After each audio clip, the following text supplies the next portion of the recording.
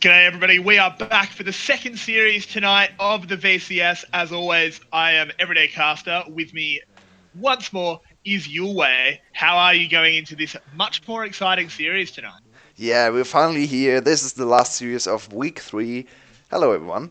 And look at what lies ahead of us. It's Flash against Loki, two of the contenders for the best spot.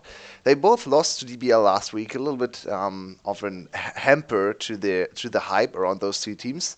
But they are still sitting at 4-1 each. So this really is the clash for the top spot in the VCS.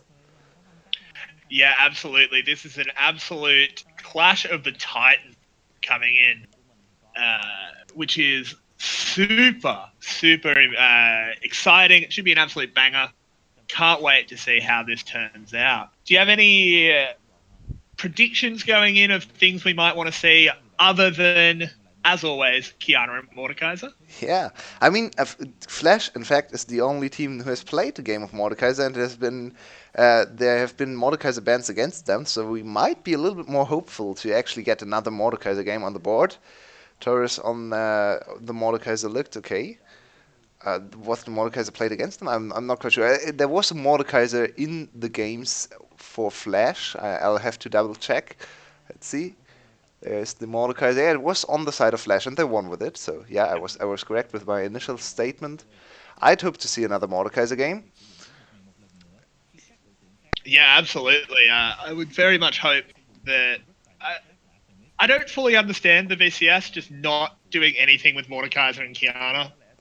It baffles me a little bit. Both champions are very strong at the moment. If you look globally, VCS just being a little bit slow Yeah, I at think it's what just they want to do. they probably there's a little bit of scrim meta, right? Scrim meta evolving, and teams have just not practiced Mordekaiser probably.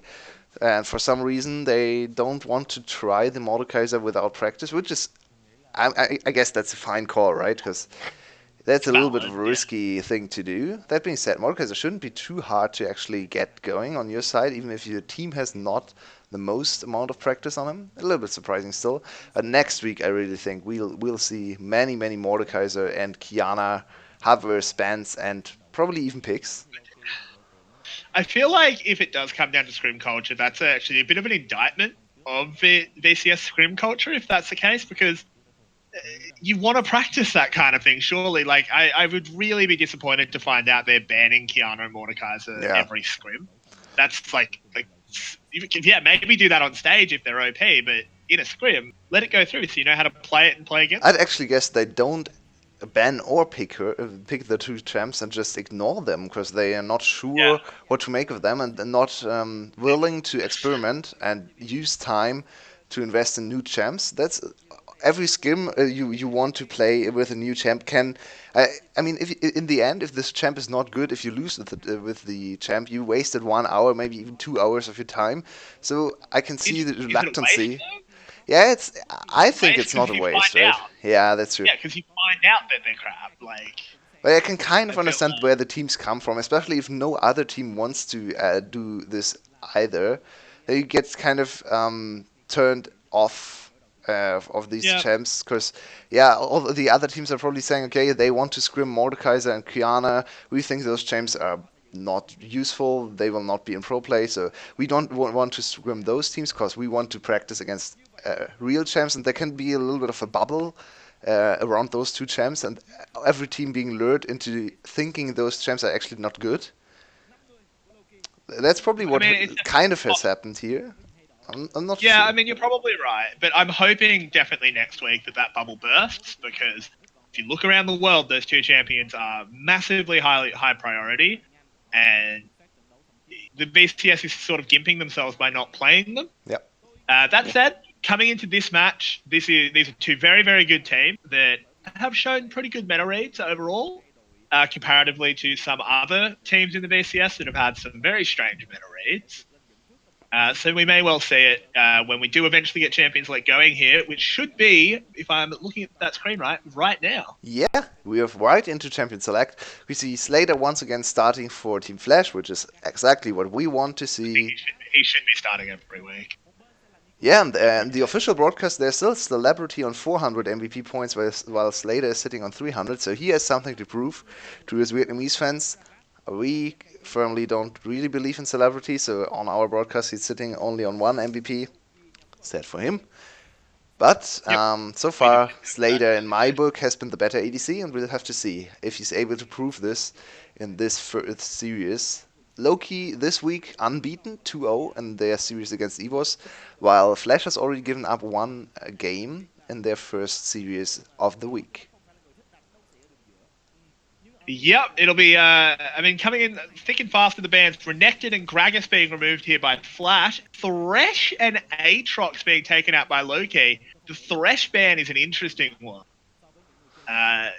They must be reading that CBL loves this champ and wants to take him out, but banning Thresh when Yuumi and Lux are both open, that's a bit of a weird one. Yeah, that's very confusing. Kind of indicating Slater might want to play something like Kalista, pairing her up with a Thresh, or something like that. I'm not too sure about the Thresh ban. A little bit of a weird one, and throwing Yeah, us off a little bit there. I feel like there's a very easy fallback in the VCS where Nautilus is still a character that exists, not quite as good with in particular with the Callista. Thresh is pretty much the best support to put alongside Callista, in my opinion. Yeah, they're But both super of the strong Enchanter together. supports are open, as is Silas. I'm happy to see that first pick. Silas, such a ridiculously good jungler here, as really not too many OPs banned out here. More target bans and playstyle bans. Yeah, and I expect the Lux pick up here for Loki, because Venus has played Lux in both games against EVOS as well. They should be very comfortable on the Lux, so Irelia Lux seems like a very good rotation in this particular case. Yep, absolutely. I do think that is very, very likely. But again, with both of the Premier Enchanters and also... Oh, okay. That's in Italy, locked in the first rotation. I don't really understand why they would do Yeah. that.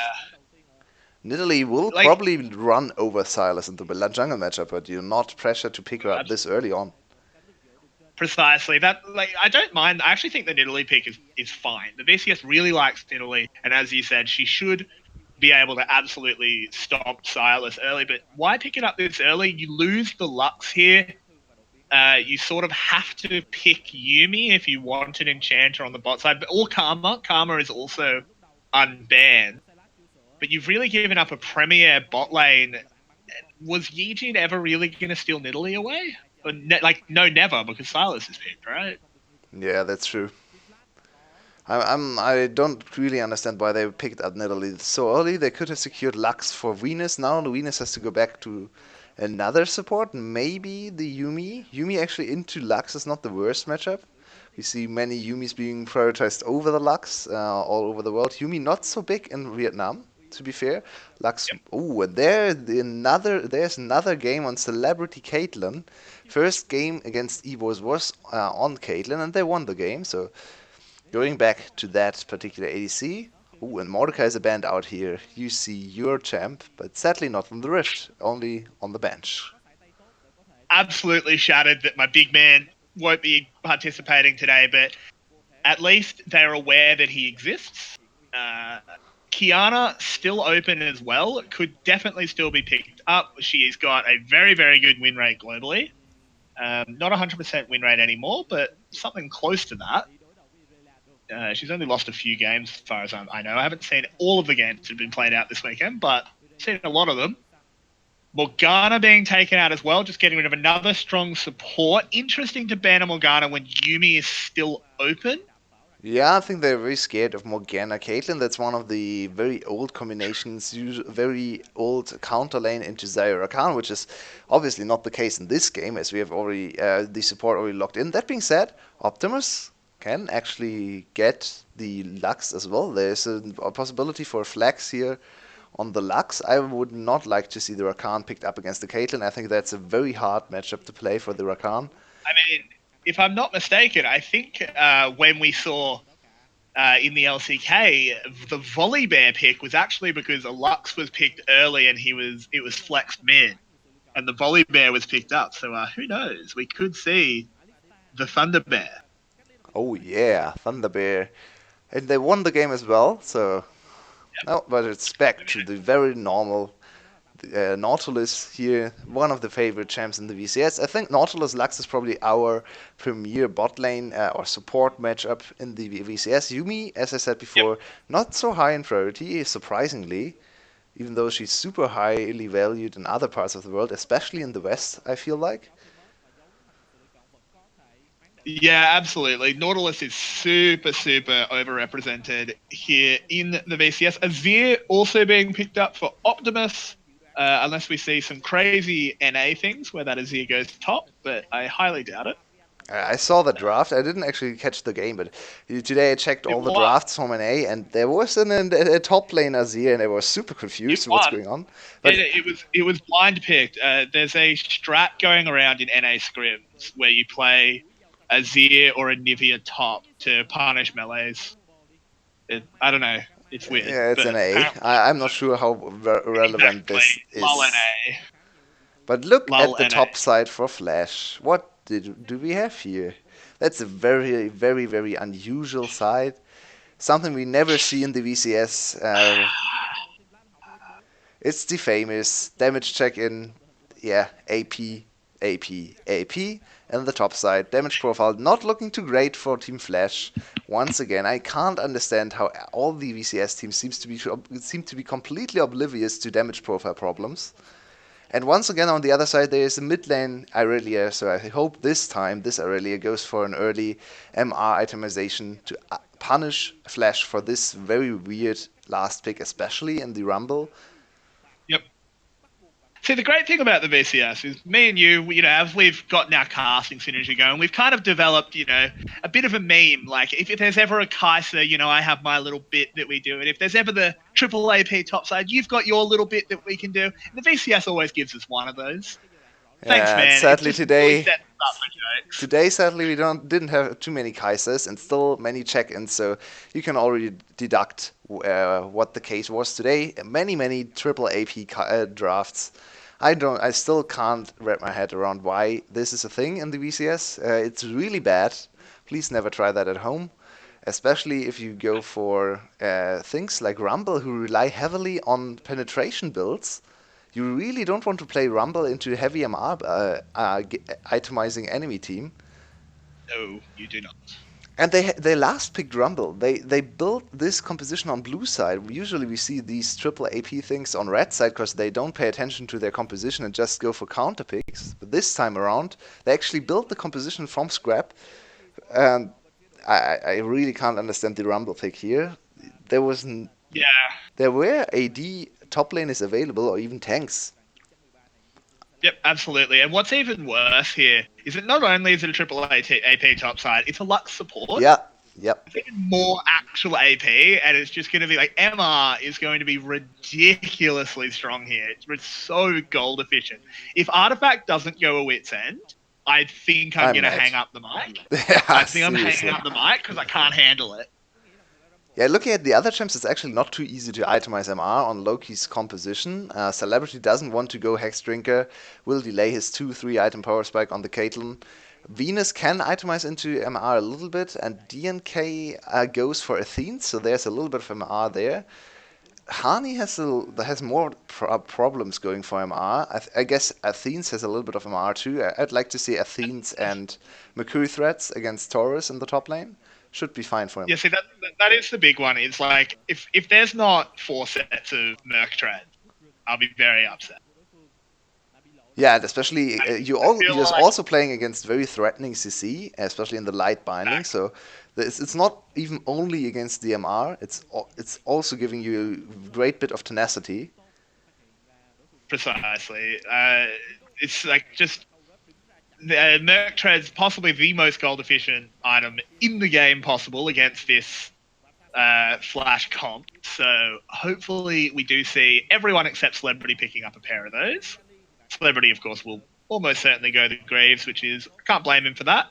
And also what you can do against triple AP is very early just picking up the Null Magic Mantle. It's only 450 gold, which is not a lot, and the value of that item is actually super high. It gives you 20 MR, which will already almost cut in half the amount of damage you'll receive. So I expect many early null magic mantles there for the side of low key. Yeah, absolutely. As we are looking early on, it was actually vertical jungling here for the junglers, though not quite completed. As No, I do say that. low key DNK How did has Yijin adapted this not? path. Oh, but Yijin coming in here, he may not have gotten as many camps, but he will get first blood. Down goes Celebrity. Not looking great already. Oh, no drag out of there. Double kill for Silas. Oh, no. Yeah, CBL with a super clutch flash binding on the Caitlyn. Celebrity didn't see it coming, didn't flash, so she was dead. And then Venus, on top of that, even tried to flash Q away and got caught as well. Double kill over to the Silas. That's a super good start for Flash. Yeah, that is a bit of a disaster here, as they really do want a jungle lead, picking this Nidalee, especially in that first rotation. Yeah, look at this If again. she's Yeah. not stepping on a Silas yet, this was so well done by DNK. And by CBL. CBL, sorry, I misspoke. Three-letter names, as when my stream did drop quality, so I couldn't read the names. CBL doing super well. Yeah, very, very clutch binding there. Almost no time to react. It's super hard. It's almost like the Volibear flip. We saw Flash Volibear Q as well. And it's just very hard to react as an ADC to those instant CCs. Can't really fault Celebrity too much for this, because he couldn't anticipate anything. Yeah. Yep, absolutely. And we were going to comment on the fact that Yijin seemingly didn't counter invade DNK's blue, even though they did have vision that his was being stolen. But in the end, it pays off, because instead he gets a nice little double kill. And if you ask me, do you want a blue buff or do you want a double kill? I think I'm going to choose double kill. Yeah. Yeah. Especially because Silas, I think, doesn't really struggle a lot with mana in the jungle, especially with the enhanced mana region on the jungle item. He's absolutely fine clearing the jungle. So he Yeah, the much CDR, rather wants the to. CDR. I'll Yeah, take a double obviously. kill. But he much rather takes the double kill and accelerates his item purchase there. Oh man, low-key spot lane is in a lot of trouble. Oh, they really are. Here comes the TP. Venus manages to get the drag over the wall, but that full flame spitter on Celebrity, he's going to go down. Oh, this is really, really bad. Venus does manage to get a drag away. He might be able to escape. Slater, I don't know how much further you want to chase. Your top laner's not coming. Artifact as well will get a kill here on Optimus and goes down afterwards. Trade 1-for-1 there in that mid lane. Oh dear. What a chaos. What chaos breaking out already in the early part of the game. I really don't like how Celebrity played out that fight. I think he should have flashed early on. He took the full flame splitter and tried to flash afterwards. Follow flash by Taurus was very easy for him. I think you have to flash early on. Try to get away as fast as you can and force the flash out of Taurus and see if you can do anything afterwards. Flashing that late was really not the greatest call ever. Celebrity goes down once again. This time, mid lane, yeah, we get to see the mid lane here, as well as Artifact with very fast stacking on the Conqueror, but he doesn't actually deal too much damage on the level 5 Aurelia. Misses the last auto attack there as well. Good flash from Optimus to delay Artifact's already delayed auto attack. And whoa. Whoa. As we come back to live, and Artifact is nearly dead again. Azir. Spooky. Oh, DNK as well, getting caught out here, taking so much damage from Yijin. The E's probably not going to come up in time for any chase, but low-key is low-key losing this game. I don't think it's low-key losing this game at this point. Even though they're still in a little bit of a compositional advantage looking at the triple AP we've talked at length about, but right now, Flash is still winning the game. CBL luckily triggers his aftershock. Yeah, exactly. That's what I mean. It's Flash winning because they're low-key losing. Indeed. Nicely done. So good I had to explain it. That's how you know a joke is good, when you have to explain it. Unfortunately, my stream is constantly freezing here, so I'm going to have to fix it. So I'll take if over for anything a breaks while. that, you might have to do a little bit of play-by-play, which Yeah, I the best always time of the apologize. day. The best time of the day, obviously. Top lane right now. I want to hone in on the top lane matchup. Hani so far is only farmed. And actually, the CS advantage is not really significant. Would expect him to accrue a little bit more of the CS advantage, especially with the bot lane teleport coming in for Taurus. To be fair to him, he didn't actually utilize his TP to get to go purely for lane plays, reset the wave faster, and accelerate his CS that way. So still sitting on his TP, they need to look for a play to make this TP advantage count. Yeah, exactly. And I think that might be a little bit difficult to find as I am actually back now. Because with the early leads that have come in due to those plays, where do you gank if you are DNK? You're in Italy, you don't really want to gank, but at the same time, you're not going to get that huge jungle lead that we normally expect from this pick because of the Silas acceleration. So Yeah, what do you actually do? it's super unfortunate for the Nidalee in this matchup because usually you expect her. We talked about that in Champions Select to be able to absolutely run over the Silas in the early game. The Silas didn't really have an early game. He went buff camp into bot lane. Double kill came out. Of the first few minutes with a really big item lead, he could just clear the camps without any issues using his accelerated items. So now the Nidalee picks look a little bit foolish there. Yeah, and it wasn't really DNK's fault either, which is a real shame for him. It was a super early gank out of Yijin that just worked super well. In fact, DNK was sort of doing his job. He got the 3 buff. Yeah, that's absolutely Ooh, true. Hardy up in the top lane. Ooh, taking so much damage there. Rumble so scary when he hits that overheat with a flame spitter running. Yeah, and Horus this really top lane taking it to matchup it. has gone way worse Oh, than expected. Artifact getting absolutely bot back into the tower. They're in so much trouble, but Yijin misses the E. Really unfortunate. Whoa, Taurus is dead across the map as we don't see quite the lead up to that one, but it is a kill secured back here for Loki, looking good. Yeah, too much action all over the map. You have to cut every day a little bit of slack because the observers weren't even able to follow, so he can't follow either. That's very normal here. But another kill goes down on the top lane. This time, actually turning around the top lane matchup that has gotten worse and worse for Hani. Surprisingly, usually we see Karma dominating lane against melee matchups. Look at this So what gank happens again. here? Oh, it's Flash just Karma. W, Yep. using the flash Yep. Flash. advantage. Yeah, and it was very cleverly he used the mantra W there, so he got a nice little heal out. Yep. So there was no. That was really well played by Hani. Did exactly what he had to do to set DNK up to come in and get a kill. Super well done. But let's look at the bot lane again. Everyday, can you explain to us what you pick Caitlyn for? So what you pick Caitlyn for is she hits really hard and she gets turret plates and she hits really, really hard from really, really far away. And at the moment, she's not doing either of those things. Yeah, she loses turret plates at the moment, really hard. Yep. She's almost down to 2 turret plates at her turret. That's what she wants to do with the enemy's turret. The bot lane Precisely. play around with Yijin coming to bot lane very early on has paid dividends for Flash, and they are far ahead in the bot lane and in this gold department overall, almost looking at a 2k gold lead at 11 minutes. Great start for Flash.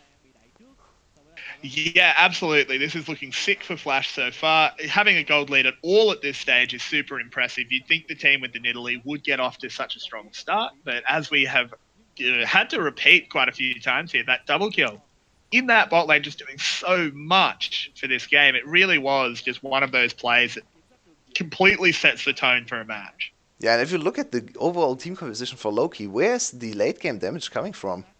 That's actually super Caitlyn hard a little bit. question to answer, but because the Caitlyn is now behind, and Caitlyn in comparison to Zaya will struggle in the damage departments. You just let them face off against each other. Zaya will almost always win. JK, going over that wall. Yeah, There you go. that looked a little bit weird. He wanted to get the most out of his W there, so waited until the Riftchild actually aggroed him. Yeah, I actually think that was pretty smart because it meant he was able to jump over and hit the eye. I didn't actually think of that. Not an Italy player, but Artifact in the mid lane using those Irelia mechanics, just dashing on out of there. The equalizer is popped. Taurus picking up a kill. Yeah, Very nicely done, Torres reacting, and now they have inside track to the Rift Herald as well. Secure the Rift Yep, and Herald with another smite secured, another kill going over to Torres. This game might just be over already. This is absolute disaster. Yijin's going to have his E here in a moment. If he wants it, yep, they do. Harney's going to go down, potentially. No, he manages just to survive. They channel the Rift Herald, and now more gold Yep. over to the side of Flash. Will secure another plating even, so 480 gold there once again. Finally, Celebrity getting his first plating on the Caitlyn way too late in the game. You expect the Caitlyn to be already rotating to other lanes at 13 minutes. Caitlyn from behind is one of the worst things that can happen to you, so oof, Caitlyn and Nidalee from behind with a Karma top that is not ahead either. That doesn't sound great. Yeah, no, this is very, very difficult here for Loki to get back into this game, especially because Artifact has not had a particularly good mid lane either. He's at a CS deficit and is a death down, I should say, not a kill down. The jungler did pick up one. Slater gets Nautilus ult, but there's absolutely no follow up there. This is looking really not very good out of Loki. And Isn't we're he a going to have to death see a up? massive improvement. A death up, yes, right. It depends. Up sounds like it's a good thing. Yeah, that's true. It's not. That's true. But you are right. He is a death up, and Which is not a good thing. it's not a good thing. It's difficult to see how Loki comes back into this game. They're not meant to be behind at this stage of the game, and the fact that they are is a super huge thing. Yeah, and Flash is super Hopefully they can comfortable right improve. now. Look at the items already secured. Torres going for early Morelos. LS would not approve, but whatever. And no Who penetration. cares what low standards thinks?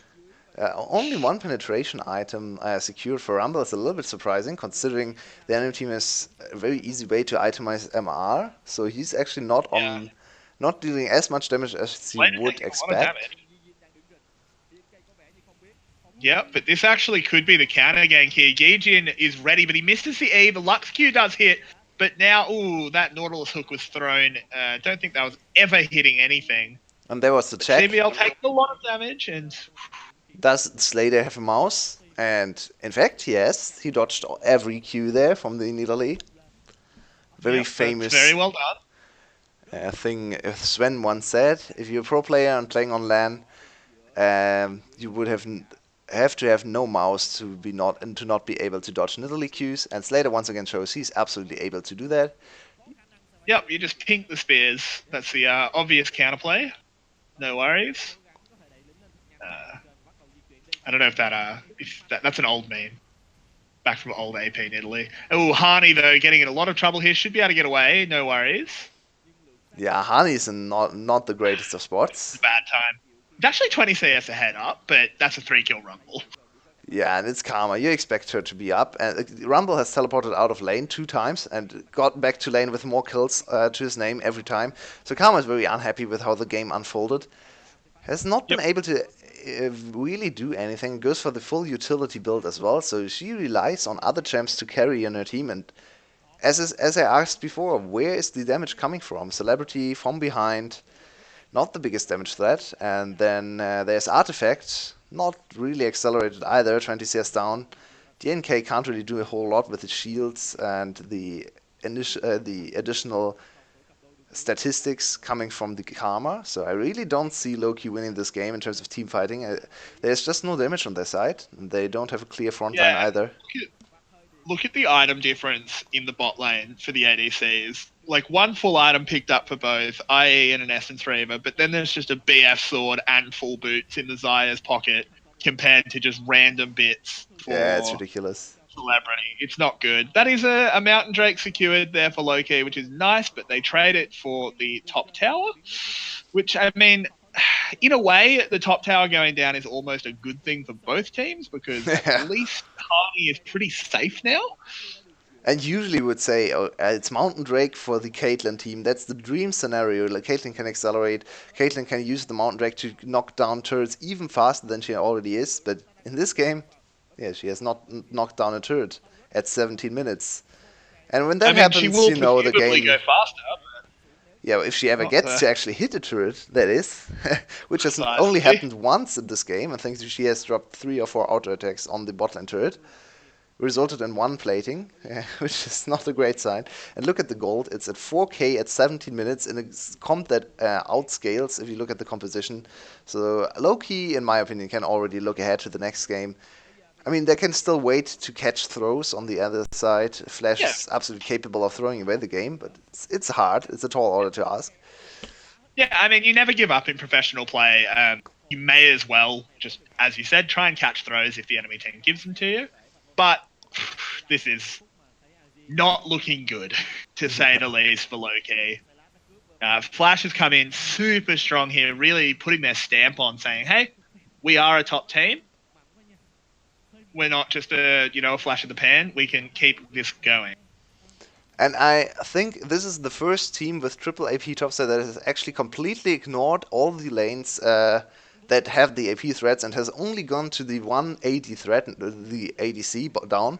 And if you take your jungler and your top laner who are double AP to the bot lane where the actual AD threat is, then the triple AP starts to look better, right? Because the real problem is stacking the AP in one lane, and that has not happened for Flash in this case. Aze with almost no attention in terms of jungle or even top lane attention.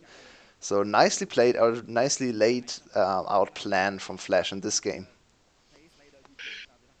Yeah, absolutely true. And looking at the Azir real quick, we didn't actually comment on his rune choice. He has gone for the Comet rather than the Lethal Tempo. Or sometimes you see that electrocute, but most of the time it is just Lethal Tempo or Comet. So Yeah, he has Electrocute gone mostly has for much more. emerged as a counter into Corki and stuff like Corki to get short trades, short burst trades to actually win the lane. Usually Comet is a better long-range rune to control lanes, especially against melee champs, so I'm not surprised he's picking up the Comet against Artifact on Yep. the Irelia. And Lethal Tempo just if we want to go for as much damage as possible in the late game.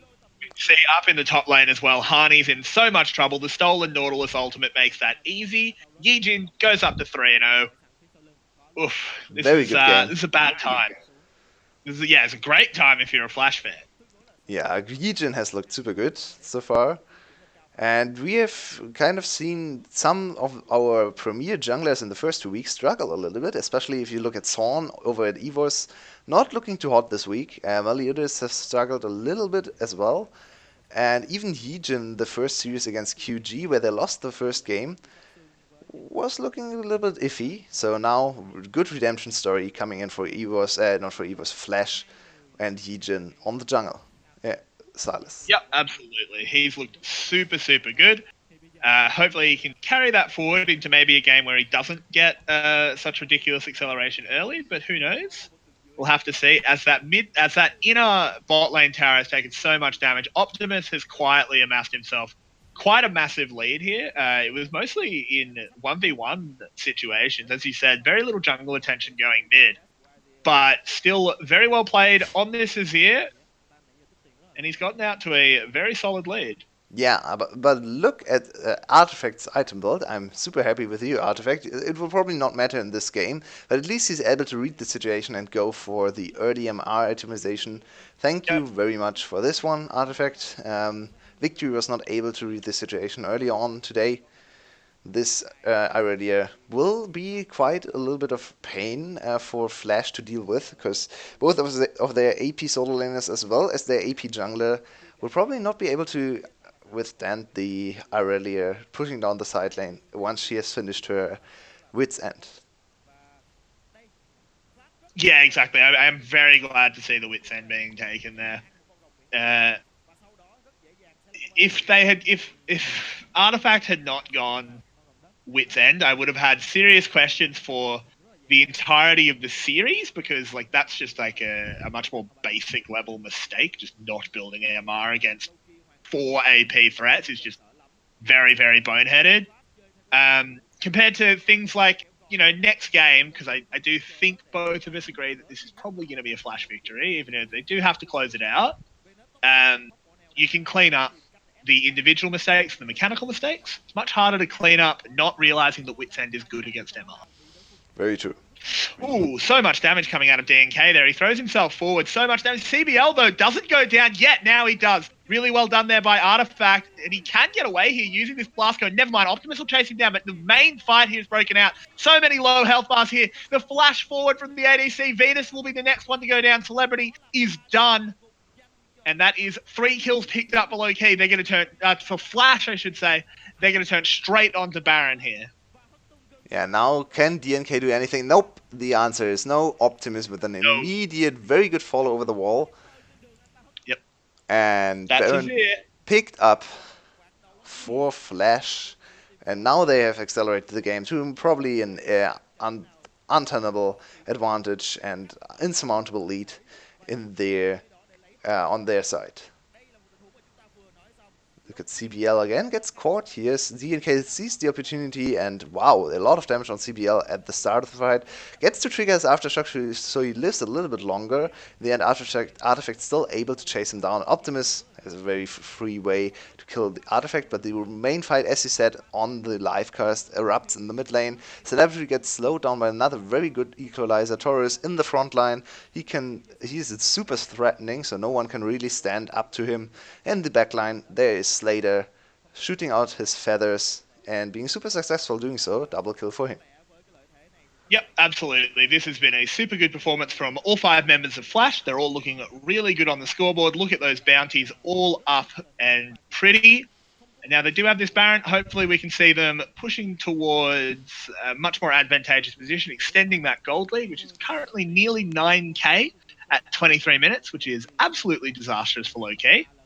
Yeah, there's no coming back. We just back. have to see how they continue to play this. Yeah, no, there's really not. It's a little bit sad every time you have to call on the cast that this game's over, but yeah, there's really nothing we can say about this for Loki. Their composition is already bad from behind, and from 9k gold down, and Baron for the enemy team, there's no way they can come back. And it's probably a two Baron game. I talk about that maybe a little bit too often on cast, because this is very clear. Path to victory now. Flash will try to get at least one inhibitor. This first Baron, set up for the second one. Look for picks maybe in between the Baron spawns, but if there's nothing they can get, just go for the second Baron and cleanly finish out the game. Yep, absolutely. And they do have this wave set up towards mid. They'll try and get Slater in to chuck some feathers on towards this tower. Their one saving grace here for low-key is it actually is pretty hard to siege into a Caitlyn. Those traps obviously do a huge amount, but at some point they do need to get out there to clear that cannon minion, which is super dangerous because Optimus can engage on them at any time, as can Yijin. So how do you approach this? Look at Optimus. Yeah, He's nice so dodge up. That was super cool to see. Yeah. Yeah, baited out Nautilus. Yeah, and just very good management of the character. I think he stepped upwards to dodge the flawless duet and then went out again once he baited out the Nautilus ult. Super great to see. Clean mechanics, clean old man mechanics we have to see, because Optimus is one of our longest standing members in the VCS. Still has it as a mid laner, it seems like. Absolutely. It seems like he's still got the fancy fingers, as now one inhibitor should be breaking here in the mid lane. The bot lane tower did go down as well. This is an absolute collapse by Loki, not being able to defend at all. This is just Flash is walking in, taking what they want, and they'll get out completely safe. And if we lean back and think about what this first game indicates, this was supposed to be the clash for the #1 spot, and it still is if you look at the standings, but does this game look like a clash between 2 top-tier teams to you? Yeah, it looks like a blowout, right? Loki doesn't not know what to do from start to finish. Got completely outplayed almost all the lanes. Yeah, I mean, this is a best of 3, but if we do judge it as a best of 1, this is a low-key team that you would absolutely not back as having a chance against DBL or GUM, who are very much looking like, you know, some of the best teams in the league, even if the standings don't necessarily reflect that. Hopefully we see better performances in Game 2 from low-key. Yeah, it's probably we are probably at 3 more minutes in this game. 2 inhibitors have gone down, so very easy for Flash to group up top. It's once again these check-in. Would Plat players on these champs win at this point from this far ahead on Flash's side? And I'd say it's very probable. There's not a whole lot you Plat can mess up from here. Yeah. Especially if you had an Annie one trick. But that would be low Plat, right? Yeah, exactly. Low Plat. Anyway, Venus does get blown up there. It's decided to flash in the direction of the Lux Slaves. It wasn't a great decision here. Slater throws himself forward. Absolutely no issues. Artifact in the back line. Does clean up. He cleans up CBL and in return gets cleaned up by Optimus. And this will be game 1 here. Loki goes down to a 1-game deficit under Flash. Come on. He's just having some should be dodging those, but I don't think it matters at all. No, obviously not. No. Very convincing showing from Flash. Sorry, what did you say? You might lose him the MVP. Yeah, especially on the official broadcast, because he wasted away his stats. I don't really think Taurus is... Okay, Taurus had a great game, very good roams, and was super good in lane. Surprisingly able to go toe-to-toe with the Karma, and so far we've seen almost all the Karmas, if you're not playing against Irelia in the hands of Yoshino, getting ahead in lane. I'd still say it's Yijin's MVP in this case, because I agree. That early game was insane. 4th MVP on our broadcast, tying for first place now with together with Sorn, Artifact. Yeah, Sorn and Artifact securing the 4th MVP for his team, and a super great performance out of all the players for Flash. I don't think anyone was slacking in this game. Optimus, defensive laning phase against Artifact, able to get an early CS lead. Bot lane won super hard after the early investment from Heejin down there, and even top lane performed very well. Top lane most of the time a little bit of a question mark for Flash. Yeah, absolutely. Overall, I think there were a lot of question marks there for Flash. There weren't too many bright sparks. It was just a little bit weird to think about, because we both thought Flash was one of our best teams, especially after week 1. We both thought Flash probably the best team right now, and then they lost to DBL, and very, very close games, but in the end they still lost. If they're able to close this one out 2-0, they will be number 1, even in front of DBL because of the game score that is still in their favor. Looking good for Flash. Yeah, absolutely. Gonna have to see if they can bring that into game 2 and see if we can close this out with a 2-0. What do you think Loki needs to change up to get back into the series and be competitive? I mean, the thing is that double kill for Yijin early on was such a massive break point. It completely destroyed everything Loki's comp was meant to do. Yeah. That lead on the Silas just meant that suddenly the Nidalee was useless. Suddenly the Caitlyn was pretty useless as well. I don't necessarily think you have to change up too much in the draft. I mean, I might ban out that Silas because it was really, really good. But I don't think you necessarily have to do that. I just think you have to play a tighter early game. Yeah, and I have to say I'm less and less keen on Karma in the VCS. I think we have only seen losses in this week. Maybe I'm wrong on that. It's just on top of my head. I can only think of bad Karma performances or just irrelevant Karma performances like this one. Yep. Karma seems to not give the VCS teams too much. Her laning phase is still good, and most of the time she still comes out ahead in the laning phase. But VCS teams seem to struggle to actually convert Karma's shielding power, her a little bit more secondary role in the game, not being the primary damage carry, but supporting and winning the game through utility. That seems to be a little bit of a struggle for the VCS teams. Yeah, absolutely. I mean, I don't think the VCS teams play super well around the hypercarry comps at the moment. They do. Players seem to prefer to go for things where everyone can make individual plays, which is not bad, but it can potentially not be good either. Yeah, have to agree. We have seen a few hypercarry comps, and none of those have succeeded. So maybe don't prioritize Karma anymore. Even though that sounds a little bit ridiculous if you look worldwide, especially if you look at Korea. Karma's still first pick worthy champ over there, but we have a very different game here in Vietnam. And yeah, maybe you need to look away from the Karma and look for more early mid game focused damage champions like Renekton, like the Rumble in this case. Yeah, absolutely. So let us catch our breath again, and we'll be back in 4 minutes and 20 seconds with the second game of Flash versus Loki. Maybe the last game of week 3, I should say. Who knows? Who knows?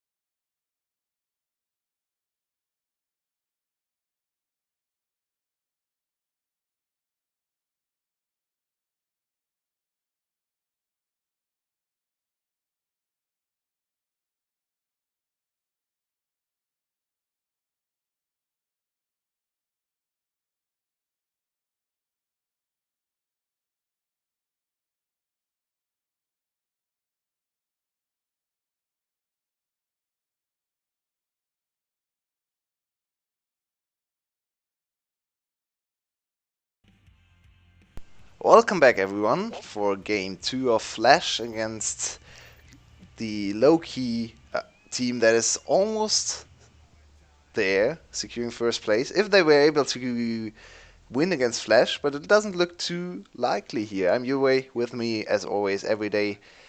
And what can Loki do to come back into this series? Not give away a double kill at 3 minutes. Yeah, That'd help. that's a good start. That would be a very good start. They are now on blue side, Uh, so it's not their opportunity to secure the supreme triple AP topside draft that wins in the VCS, apparently. Yep, and Yejin picking up the official MVP there. I think that was pretty earned. He had a very, very good Silas game. Yeah, we have been same-minded in the last few games with our MVP choices. Yep, I think maybe they've had a bit of a watch of our stream here. They're coming into line with the superior MVPs. Hey. Look at this. Yejin actually now tying on the official broadcast as well. He's first in MVP at our stream and at the official broadcast, so very universally recognized as one of the top performers in the VCS split so far, with a strong performance on the Silas. I'd like to see him on the Silas again. Not sure if Loki would agree there. Probably not. Yeah, it's very possible that they ban out the Silas here. I mean, Silas is a solid ban, even in a game 1. So potentially seeing him banned here in game 2 wouldn't be too surprising. We'll have to see what they do there, and I think That being said, Loki's on blue side, so they can actually secure the first pick Silas. Yep, that's also very true, potentially, and we may well see Flash plan their bans around that. Maybe try and get a situation where there are 3 OPs open, and they either have to pick Silas or give up 2. And this Thresh ban again, I don't like it. I don't like. Yeah, I don't really understand it. What does it do? It's very strange. I'm not sure. I feel like CBL had a great Lux game.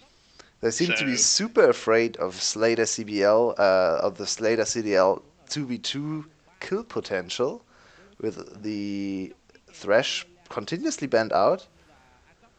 CBL had a super great Lux game, as you said before. Great flash timing to enable the gank that actually snowballed the whole game in the beginning there. Yep, it absolutely did. And we do see actually Flash removing the Silas. They're afraid of the first pick, not too surprising. They get rid of Sejuani as well. 3 jungle bans, in fact, by Flash. Do they want to lure DNK to pick his Nidalee again? Maybe, because it definitely didn't work out last game. But Aatrox will be secured here by Hani. A very strong first pick here. Irelia is open as the counter, and Taurus is already hovering it. Do you think this means that we'll be going without my big man, my man in armor, Mordekaiser, not going to be picked up? Can't say I'm very happy about that, but oh well. Maybe on the other side, we've seen some Aatrox go mid as well. I don't think Optimus will play the earlier mid. I've not seen him on too many melee assassin champions. He's more of the laid-back, supportive, sometimes utility mid laner for Team Flash. So I don't really expect him to go for the earlier, but he should be able to play it as well. So yeah, maybe still Mordekaiser a potential pickup for Flash or even for Loki here. Maybe. What do you think of mid lane Mordekaiser? Is it something that can be played? You can, but it's just because it's in the short lane with River on 2 sides that vulnerability pre-60 ganks is exacerbated. And also, you want to play against melees as Mordekaiser.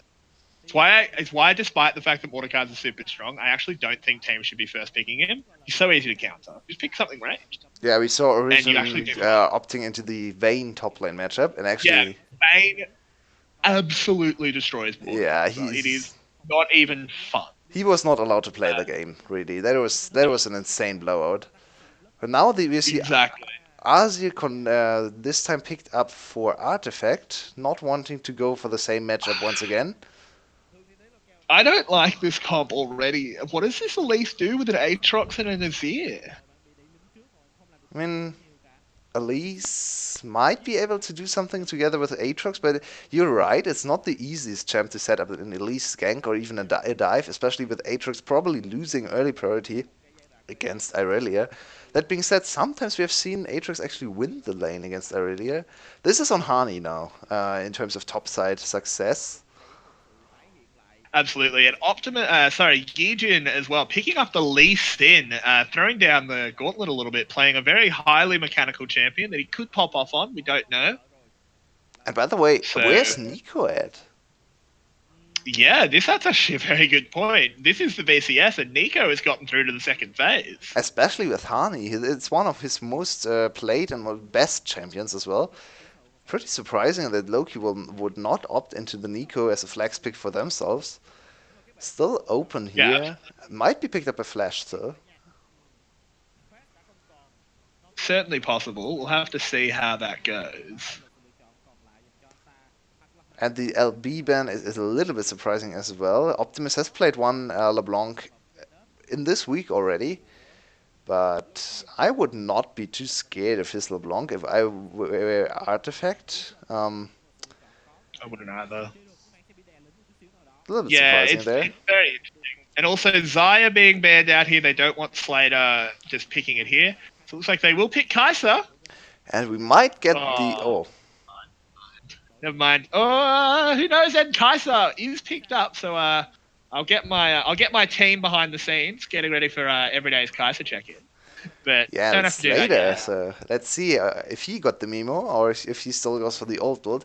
I kind of think he's probably going for the old big build because I've not seen Slater adapt to matters too quickly. He's a Kai'Sa almost one trick there. For Spring Split had 13 games on the Kai'Sa. Let's see how if he likes to change up his build path. I mean, I hope he does. But looking back at the side of Loki, picking up this Ezreal, see, this is not a bad team comp for Loki, except for the Elise. It just Oh, doesn't fit. Ooh, Karma support. I guess. We have not seen Karma support too often. I think we've seen one Karma support this week. And there's the Nico. And Oh last man, I pick think Nico. Flash hard won the draft, I have to say. I agree. I completely agree. Not that Loki's comp is bad, but as you said before, Elise doesn't really fit what the other champs want to do. It's this very good scaling draft on Loki's side, very strong on 2-3 items in every position, strong 5v5, and then you have an Elise. Sometimes you'd like to pick a bridging jungler that's super strong in the early game and is able to run away with the game from start to finish and can fall off in the late game because then your carries kick in. But in this case, Elise is a little bit of a questionable choice. Yeah, absolutely. I think there were other junglers that could do that much better, like Rek'Sai, Jarvan, even Xin Zhao or something like that, who doesn't fall off quite as hard as Elise. Yeah, I He actually does think fall off. Jarvan would have been the super great choice for them. Would have given them better engage as well. Now they are relying on... What are they relying on in terms of engage? I guess an Aatrox flank? Azir sec? That's not very Yeah, reliable. They don't have any yeah. I mean, engage here. it's not great. I really don't like this team comp that Loki's built. Obviously, as you said, I mean, if the game goes long enough, they pretty much just win based on scaling. But it's Do going to be they? very, very difficult to get. I think with Ezreal and Aatrox and Azir, They scale if it goes super later. well, that's true, but are they actually able to force team fights? That's the question I have then, because there's still the looming threat of the Irelia going on the side lane and no one being able to answer her. And Kai'Sa is on, especially on Slater, is no slouch either in the late game team fights. Don't even think the scaling is slightly in the advantage for Loki, but it's not super clear for me at least. Yeah, that's fair enough. That's fair enough analysis. That split push will be very difficult to stop from Taurus if he gets even a slight lead. On the same note, though, Hani as well can do very similar. Should he get ahead as the Aatrox? Oh, I like this But play a lot from Optimus. Did you see the clone actually went yeah, full on into the brush? So now no one on Loki's side can be sure if this was a clone or the real Lee Sin. And there was the flash from Celebrity super early on, so so Celebrity for the record, that's why you don't skill up that early. Yep, I wanted to say the Could have same. skilled E. Could He could have skill used. E and walk away. Yeah, preemptive skill point invested. We see the favorite, or everyday's favorite Lux skin, by the way. We'll have to wait and see if she, once If she again, builds Mobies, it looks like she's had a bit of an accident, so hopefully she goes for a different set of boots. maybe they actually aim to get that skin and get that animation going, because to embarrass the enemies, you're actually losing to a little girl in pajama having an accident, and she's still walking all over you. I could use another word there, but that would be more appropriate probably, but let's refrain from Hey, using that. yeah. I mean, even though the stream's unofficial, let's try and keep it PG, I guess. But yeah, that is the top tier Lux skin for the BM. Looking at that lane though, it should be a pretty quiet one. I don't really think there's too much kill pressure coming out from either side. I'm super surprised by Venus's the pickup of summoner spells. The cleanse support coming in. Anticipating another Yijin wizard, I think. An early Yijin wizard paired up with CBL on Lux once again, like in game 1. Interesting adaptation. Yeah. I'm not sure it's worth taking the cleanse just for that, though. Obviously, really the only support we see cleanse on is Tam Kench, but that's for a completely different reason. Sometimes Rakan, right? Because he wants to engage. By the way, look at Hani's rune choice and tell me if this one is the right one. Hani, that looks like Grasp of the Undying, which means he's not challenging Conqueror on Irelia, so Yay. I think that's a pretty good decision. I'm so happy to see that. I'm always complaining about Aatrox is trying to Conqueror challenge the Irelia, and this one is not doing that, so great job, Hani. You know how this matchup works. And this actually means Hani can win the early trades. Look at this. Grasp, keeping him topped off together with his passive, so he can just look for burst trades. He's struggling a little bit in the CS department, though. The junglers are so close to each other, but I don't think either of them have spotted the other. Ooh, Yijin seems to have a bit of an inkling. Never mind. Will we going out? There should clash around these crux. How is DNK gotten into the jungle like this? This is some serious Mission Impossible stuff. He's just actually managed to slip behind the lines and he's stealing away. Yijin is going to be so confused. Oh man, both if they meet each other, what? They're not going to. He's full undetected. He's just like, wait, what? Where's my Grom? Oh my god. There was such a hilarious You can see the pings coming out, the question marks of just, what is happening? Oh man, Yijin has to be super mad. He was so close to her. Well, if he goes back and watches the VOD review there, he's like, oh man, I could have killed her. I could have stolen the Gromp. If only. Yeah, I could have. Yeah, exactly. If I'd just gone a few pixels to the left there, could have just basically won the early game. But alas, the spider was not detected. So now we need to see if Yijin can equalize things up. Comes into the mid lane and is actually a pretty significant health bar disadvantage. Really good turn there by Optimus, and the Q is good. First blood picked up here for Yijin. Yeah, and great patience by Yijin as well. I was not aware that he didn't use the second part of Q. I thought he used the second part of Q already, but it was actually ward jump, getting him on top of the Elise. So perfectly reading. I hate to cut you off, but could you have a look at Optimus's summoner spells? Oh no! What? Wait. What is it? Oh, Slater flashes forward down in the bottom lane. Doesn't end up getting anything out of it. Wait, yeah. Optimus was the infamous LeBlanc this week. Yep, he was the LeBlanc. The LeBlanc. If you have not followed the stream when Optimus played LeBlanc, he played a LeBlanc with. What did he actually go for every day? I believe it was the very, very good meta LeBlanc build of Hex Flash with Hextech GLP to really get that super so going. As there is actually a brawl in the bottom lane there.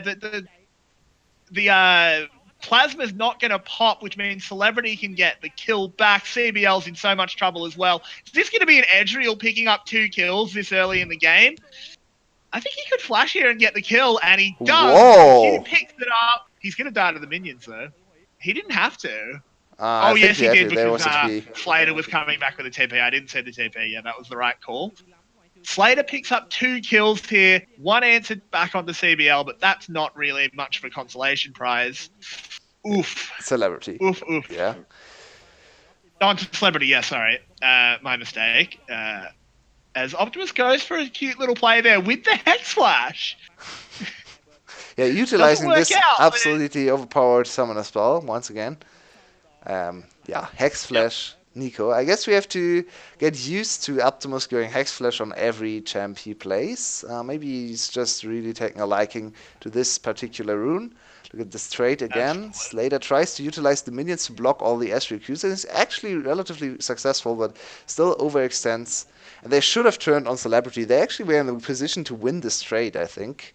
They still had had more damage, especially because they utilized the minions. A little bit of a tunnel vision call and super great execution there from Celebrity. Nice to see his assertive play in the bot lane. Yep, absolutely. Super well done from him. We don't expect the Ezreals to really pop off early, especially when it's Ezreal Karma, very much a defensive lane that just wants to farm it out. But if the opportunity comes, you've got to execute on it properly. And he did, and he's gotten himself a nice little lead, managed to go back, get Sheen and a tier, which is the absolute dream first back as an Ezreal, especially when it happens at 7 minutes. Yeah, and as we hit a little bit of a lull state after the dragon has gone in favor of Flash, can you call the other caster sitting in the back for the check-in for Kaiser builds? Yeah. I've just got a message here from it's on my phone. Just opening that up. Yeah, that is a BF sword, which means looks like we might be having a bad Kaiser build coming. Is This has that been a bad Kaiser build? Yeah, it is. everyday Kaiser check-in, where we check in on Kaiser builds every day.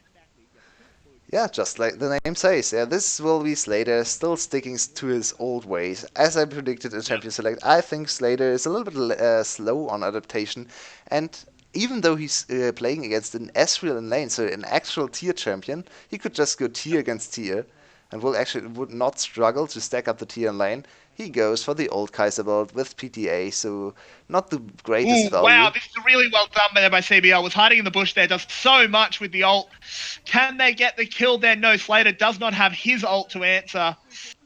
Ooh, hair's breadth there, but look at the damage that was done in return. This bot lane is a bit more of a bloodbath than I think we expected. Yeah, and CBL, super great Lux play, looking a little bit like Slay there, utilizing the vision advantage on the brushes to his advantage, once again securing a double binding and turning around this lane that has gone so well for Celebrity. Absolutely. Yujin coming in here just to catch some minions. Not bad. A little bit of free XP. Every jungler loves it. Top lane has been a little bit quieter. Taro is still with a little bit of an advantage, even though the rune choice for Hani gave him an easier laning phase. Still 10 CS down. Oh, now with a wave 7 or 6 CS down, so one wave down compared to the Irelia, but has secured a turret plating, so in the end still even with the Irelia in the 1v1 matchup, and overall the gold in the whole game is still very even as well. Yep, absolutely. I mean, overall, you do expect your Aatrox to lose a little bit too, and Irelia going that grasp, as you very correctly said, it certainly helps, but overall, assuming equal skill, Irelia should still come out on top. But as long as your Aatrox isn't dying and isn't drastically behind, I don't think you're complaining too loud. No. Now, with the Rift Herald spawning, that is probably going to be our next point of pressure. And I think I favour Flash still to be taking that in the early. Even though, obviously, Celebrity's had a great start to the game, it's still an Ezreal. He's still got to stack that tier up. And the one good thing about this Kaiser build is it does spike a little bit earlier. Yeah, but he's not actually completed the first evolution yet, so might not be strong enough. That being said, the lanes are heavily an advantage, and a pressure point for Flash in top and mid lane should just give them the free Rift Herald, really, especially with the not so great recall timer for DNK, not paying too much attention to the timer in the game. Missing the spawn of the Rift Herald will probably result into a very free Rift Herald pickup, utilizing top lane advantage mostly from Taurus. Yep, absolutely. And Yujin does pick that eye up. He gets the Scuttle Crab after as well, unless Artifact has something to say about that, which I don't think he does. Good little trade there up in the top lane as well. Both champions sort of just hitting each other back and forth. But in the end, the grasp healing actually meant that Hani won that trade. Yeah, but he's giving us too much CS for my liking. I think he should be more even, especially with Grasp in the early game. But now Gang comes in Oh, on the flash Taurus. cocoon does land, but the sweet spot was blocked completely, but it ends up getting the kill anyway, and now, oh no, Optimus is here, but he's not going to be able to do much. Hani's in the activated ult form. They don't want to chase forward. I think they could have been a little bit more aggressive considering the Aatrox ult. And But once in the again, end, we've they seen choose not to. over-aggressive or overly protective, almost, teleport coming in for a mid laner. Your top laner gets ganked. You should be able to calculate the damage, and there was no way the teleport was on time, so it just a wasted teleport, really, and it will cost 2 turret platings in the mid lane. It's a very costly collapse from Optimus. Didn't lead to anything. He even invested his flash. If you look at it, it's still Hex Flash available. So it's actually hard to spot out his flash timer because of his very interesting rune He actually choice. got 3 turret Yeah, plates. 3 turret platings. Now the Azir firmly ahead, and the big gold lead going over to Loki now. Almost 1k gold off of that one play. Yeah, exactly. This was a very good turn of events here for Loki. Again, as you said, just not the best TP here. There was actually a pretty good play by Taurus, hit a pretty good flawless duet here on Hani, but it just wasn't good enough. Only blocked one of the Qs, and then he just goes down. That TP wasn't even close, No. so it just shouldn't have been Yeah, he used. And the flashed. flash as well. Why are you flashing onto an Elise? Like, it should be called that she hasn't repelled. It's just a little bit messy. But they do pick up a dragon. Both times in these plays, they have gotten neutral objectives to sort of even things out. So while they are at a slight gold deficit of about 500 gold, they do have a Rift Herald and 2 dragons. So you could almost call it a little bit closer to even.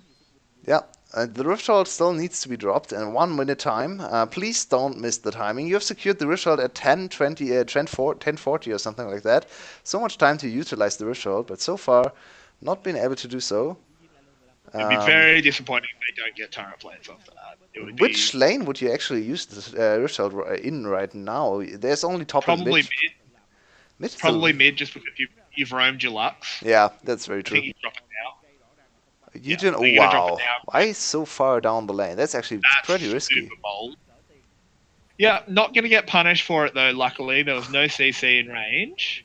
Optimus will get the local gold for that. Nice 150 gold in his pocket.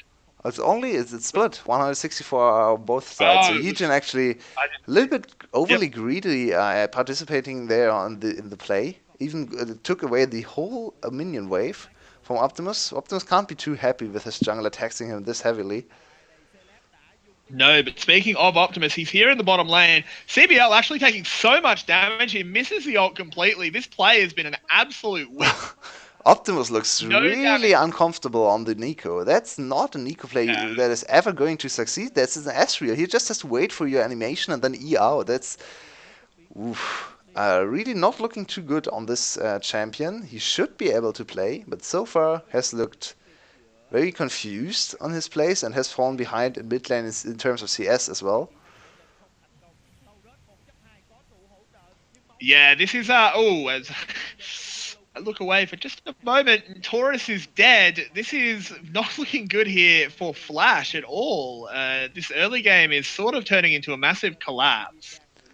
Yeah, we might get another 6-day game day, which is I love it. Yeah, which is nice to see, especially in this top game. Ooh, Yijin in a lot of trouble here in the top lane, though. He must have come up here to try and get something, and he goes down. Oh The man, health bars were low, but not low enough.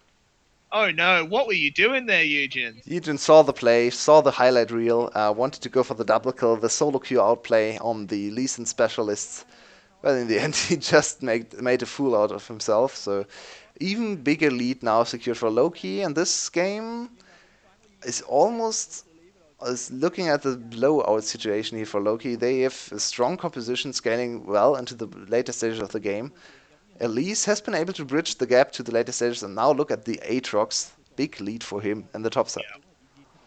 Yeah, this Aatrox is going to get very big. As you were saying, he was giving up a little bit too much CS to Irelia early on. But when you get 2 kills like that and an assist given to you, it doesn't really matter. You're straight back in it. And Honey is set up to be a very, very big Darkin. And also, Celebrity down here in the bottom lane is doing so well. Getting that Mana Moon stacking up, trying to get that Muramana transformation. Still very, very disappointed in Slater that he's chosen to go for this Stormraiser. I just don't understand it. You're against another tier champion. Like, Yeah, don't need to spike. I guess Celebrity was accelerated, so it would have been tier against tier and Sheen, which is a hard matchup to play. So I can kind of understand why he went for the BS sword. Optimus, why are you there? You are so lucky to be alive. Has to use his flash. Very barely survives the True Shot Barrage, but does not survive the artifact coming flying in there. That was really bad, Optimus. Yeah, Optimus He's having not an good this absolute game off at all. game. Really bad performance so far on the Nico. His ults have been super questionable. Once again, I question why he would use ult there. Supposedly for the shield, right? But he slows himself and even stuns him or roots himself up just to cast the ultimate. A little bit confusing, and overall didn't look great so far in the game. On the other hand, Artifact on the Azir, now freely accelerated on the first item secured already, will have a great mid game. Yep, absolutely. This should be a great mid game. Just in general, from Loki, overall, there's very little that Flash can do to really catch up in this game, because if Loki is smart, they should take absolutely no fight that's close. This was super good read. This is blind, by the way. Yep, totally blind. Just suspected that someone might be there. And they end up getting the kill. Have to commit a few ults for it, but that's okay. It's actually an auto attack kill on Azir. At 17 minutes, you almost never see something like that. He's always utilizing I mean, it's very rare that he does any auto attack damage. Very true. Whatsoever. Normally just commands his boys to do it. But this will be the first dragon that is picked up as well by Loki. They get themselves a little bit of move speed, which is always nice. Could be answered back in the top lane by a tower potentially, but I'm not sure if he has enough time. Yeah, there's no one trying to contest him, so this will just be a tower trade. Yep, absolutely. That it will be. And bot lane tower as well going down. Not great. Indeed, it is really not. And the next dragon will be Mountain in 5 minutes. I think that will probably be... Oh, wow, Optimus gets caught. This is a bad game out of Optimus. Optimus looking a little bit like Megatron here. He never can win. That's a super disappointing performance for Optimus so far. What happened to him? I don't know. Someone sabotaged him between the games. CBL having to flash there, just walk perpendicular. Yeah, I guess he was a little bit scared of the sweet shot spots on the queue, so he wanted to go behind the turret and then realized, shit, I can't actually get out of this really weird angle thingy here. Yeah. Infernal Chains once again paying dividends, and they get Flash out of CBL, who has been great with Flash bindings, so that's a good feat for the side of Loki. Yep, absolutely it is. It is good to see Loki firing back in this game. We were very disappointed with them in Game 1, but here in Game 2, they're absolutely looking like a top team. Optimus finally getting an ult that works out. He picks up a kill there, but look at the damage on the backside. They can't fight this. Money! They're slapping them with their wallets! Yeah. Oh my god. This is this game! What actually happened in the fight? I thought they could actually maybe contest, at least for an even fight. A Slater over the wall without a second item, not enough damage to get going in the fight. Ooh, 5 men just went down. It's 20 minutes and 1 second when they arrive at Baron. Oh, this is a hard pill to swallow for Flash, and Flash might have to delay their celebrity. No, their victory celebration. That's the word. I'm sorry, I got confused by the celebrity on top of the screen right now. Yeah, look at this fight again. Yeah. Celebrity trying to hit any skill shots, which he's not able to do. Yep. Look at that True Shot Barrage. Yeah, a lot of damage. Slater has a super big shield, so he thinks he's safe, but the shield actually abates, and now he's only sitting on 200 health. Easy clean up by Celebrity and Venus.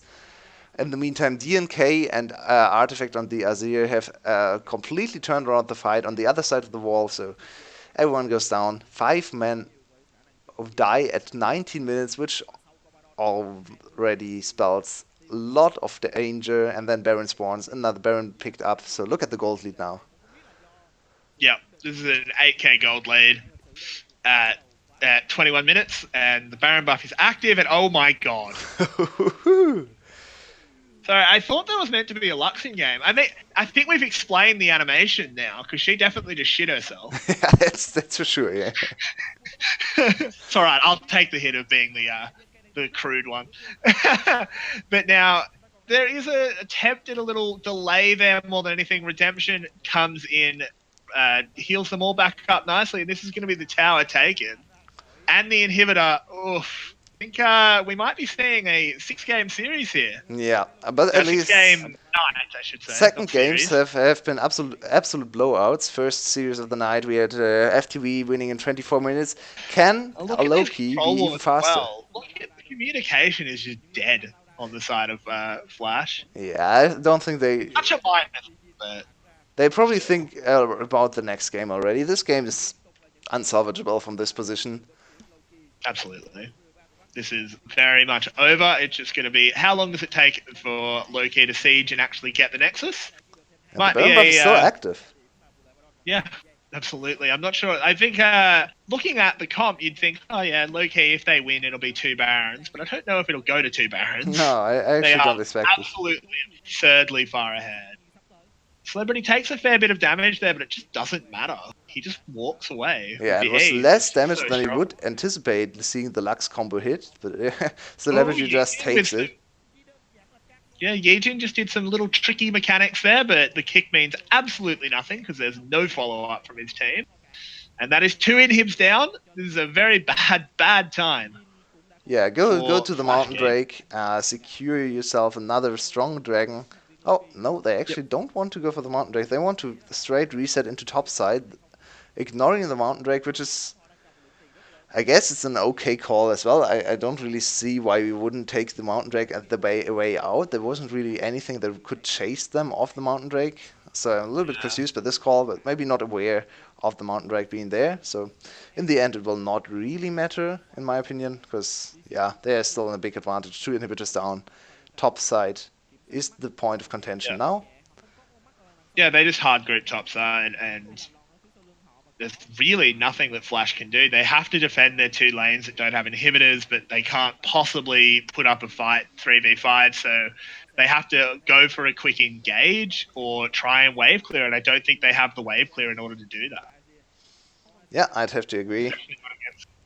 Fantastic siege that Loki brings.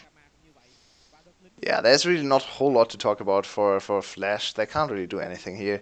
At least 2 items secured now for Slater, so they might dream of a scenario where Slater gets to free hit and kill everyone in the enemy team, but it's not too likely. Looking at especially Azir, who probably can 1v1 Slater pretty easily right now. So if you can't even win in damage against the Azir of the enemy team, what can you really do?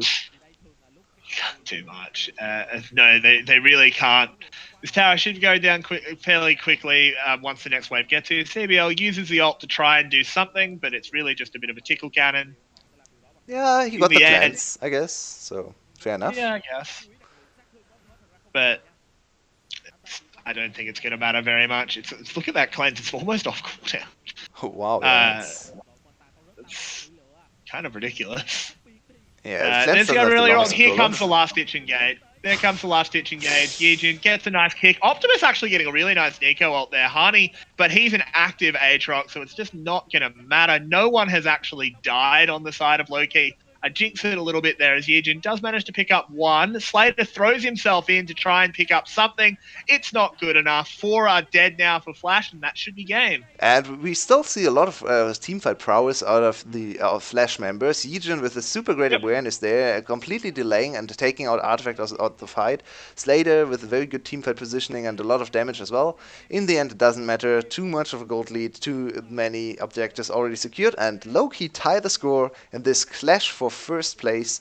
So now we'll get to see a deciding Game 3 and the last series of the last day of Week 3 between these two top teams competing for the first place. Yep, you've got to love it. Love it when it's a close game, and especially when it's the top teams. You want to see it being close up there. You want it to see competition back and forth. I would like to see a bit of a closer game rather than a close series, but hopefully Game 3 can do that for us. Yeah, I mean, one game heavily in favor of Flash, one game heavily in favor of Loki, so now we get the back and forth, nail-biting last game to close up the series, right? That's how it works. That makes sense. Hopefully. Yep. What do you think? Who's your MVP for this game? It's actually not as easy as in Game 1, I think. I personally think Celebrity. Yeah? For his Yeah, spot I think he lane had a- place? Yeah, I think he played super well, and he was a super linchpin in a bunch of fights. Yeah, Hani but had a good again- game as well. But I think all around the team had a good game. I'd agree with Celebrity, so getting his second MVP on our stream. Might go to his fifth MVP on the official broadcast, which would mean he would Very be the possible. single leader in terms of MVP points. Very possible in this second game. Oh, we actually get a little bit of the KDA music here in the pause. What would be your prediction for the last game? I know you heavily you always lean towards the team that won the second game. I always lean towards the team that win the second game, but with how short the games have been, I actually don't think it'll be too hard for both teams to sort of reset and just play this as a best of one. But I still think I'm going to lean towards low-key because I'm going to stick with always picking the team that wins game 2. Yeah, fair enough. I was very disappointed with Optimus. Everyone else on the team still played an okay game. I think Yijin looked for a few plays that were not too auspicious probably, but yeah, I still like Flash as a team. It's hard for me to accept that Loki's better than Flash, I have to say. I always thought Flash looked cleaner in the mid game. I was hopeful for Flash to actually become the best team in the VCS, so I guess I'll still stick with my slight bias here and think Flash wins the next game, but it's super close. Yeah, I agree. It's super close. So see you for the last game of Week 3 of VCS action. Clash for the first spot on the league. The winner will be the first team to go to the next week, the first in the standings, I should say. So see you in 6 minutes when we return. It'll be super interesting.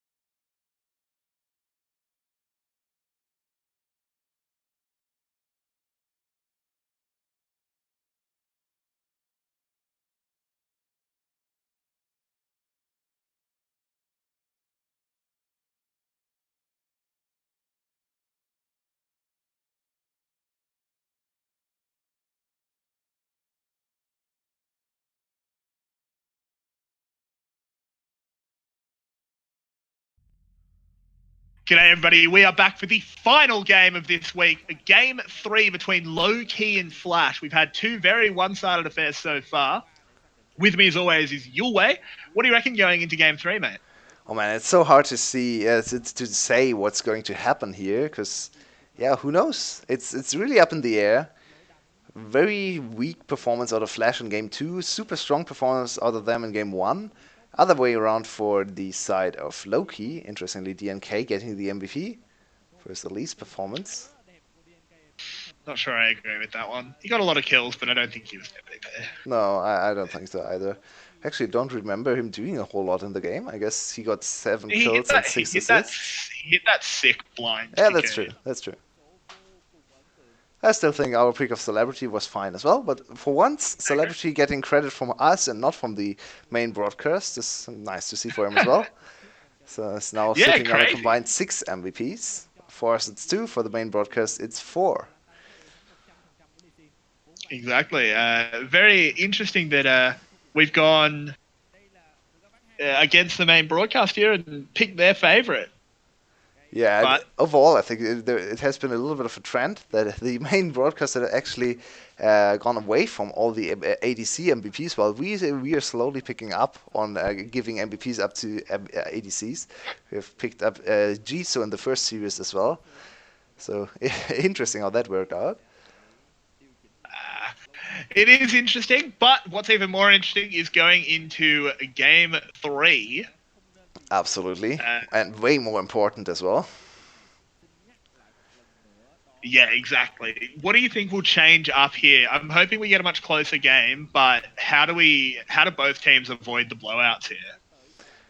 I mean, it has to start in the draft, right? What actually caused the blowouts in either game? Big Yijin performance on the Sylas.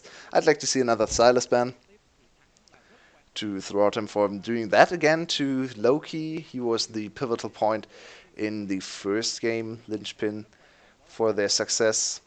Second game, it's a little bit harder to say. Where did the snowball actually start? It was more incrementally grown on Loki's side, so it's not as easy to say. Part of it was the bot lane again that botched 2v2. Yeah, true. So a lot of bot lane focus probably needs to be had here in this fight between Slater and Celebrity, and they're very strong supports alongside them as well. Yep, absolutely. And now we have to see in Game 2, we do see the Elise ban, so don't want to let DNK repeat his official MVP performance. And once again, we see your favorite ban on Loki's side. I don't understand it. I still don't really get it either. I just need it to be explained. Especially, yeah, it doesn't really make sense in the first ban phase especially. While Yumi and Lux are still available, as well as Nautilus. We'll have to ignore that one, because Thresh has gone a 3rd game in a row, and CBL has played 2 super good Lux games, so not too unhappy. Yeah. I mean, I think CBL's pretty happy to get Lux again if he can. Don't know if it's first pickable. I think, Aatrox, not too surprised, get that one out of Hardy's hands. He had a good game last game. And it's obviously a super strong pick. So, Taurus potentially being set up for success already. But he could just get Irelia counterpicked. Yeah, he just has to choose the grasp and scale into the later stages. And this one has been a super important pick as well, winning both games so far. On the Azir, both times enemies have tried to play Q champs into him, but both times he was able to just dominate lane, or in the first game pretty much just farm out the lane against Artifact's Irelia. So this time, again, Artifact secures the early Azir, and I really like this one. Good adaptation. On the so far, I really like this, and we might see the first Yumi of the series here. Answer an Enchanter with an Enchanter, I'd like it. Yeah, Yumi, super good champ still, and a little bit undervalued in the VCS. Will we see Yumi Lucian for Slater and CBL to play through bot lane? We've seen a lot of Yumi Lucian, one of the only combinations where we actually see the cat showing up in Vietnam. And why not? Yep. Why not go for the Lucian on Slater? I'd like to see the Yumi Lucian here. Yeah, and I think you might be making the very correct call. And as that is locked in there. Yuumi Lucian will be locked in such a ridiculously strong bot lane. Suddenly, low-key might not be able to rely on Celebrity to pop off like he did last game. Because, I mean, how do you pop off against a Yuumi Lucian? Yeah, that's a hard task. But this is a good Oh, you adaptation. I can't like straight this away one. try and hide. Yeah, just sit Yeah. back, try to survive laning phase and scale into the later stages of the game. If you don't give up too many kills or objectives in the bot lane, Ezreal will inevitably outscale the Lucian, especially if he goes for more of the AP route, which might not be the case in this game because he's already secured himself an Azir and a Lux on his team, so more AD from the Ezreal would probably be the better call for Loki. And Yep, that's probably very true. still And, not of a single course, jungler picked up. That's super intriguing. yeah, that is actually super intriguing. And also, only the 3 bans on it so far. Not really trying to pinch the jungle pool out is either team. Sejuani still available. Probably the premier pick left. Come on, man. Come on. Play some Mordekaiser. Play some Kiana. I want to comment on Kiana. I watch Yeah, Kiana games, we've so got. now I know what Kiana does. So please give us Kiana. I know, we've both got like the deep dive prepared. I can go on and on about Mordekaiser. You're ready to talk about Kiana, and Vietnam just not providing for us. Yeah, we'll Yet probably have Kiana's to wait still. one more week to see both of these champs really come to Yeah. into the server and dominate the VCS as they do with other leagues, especially in the West.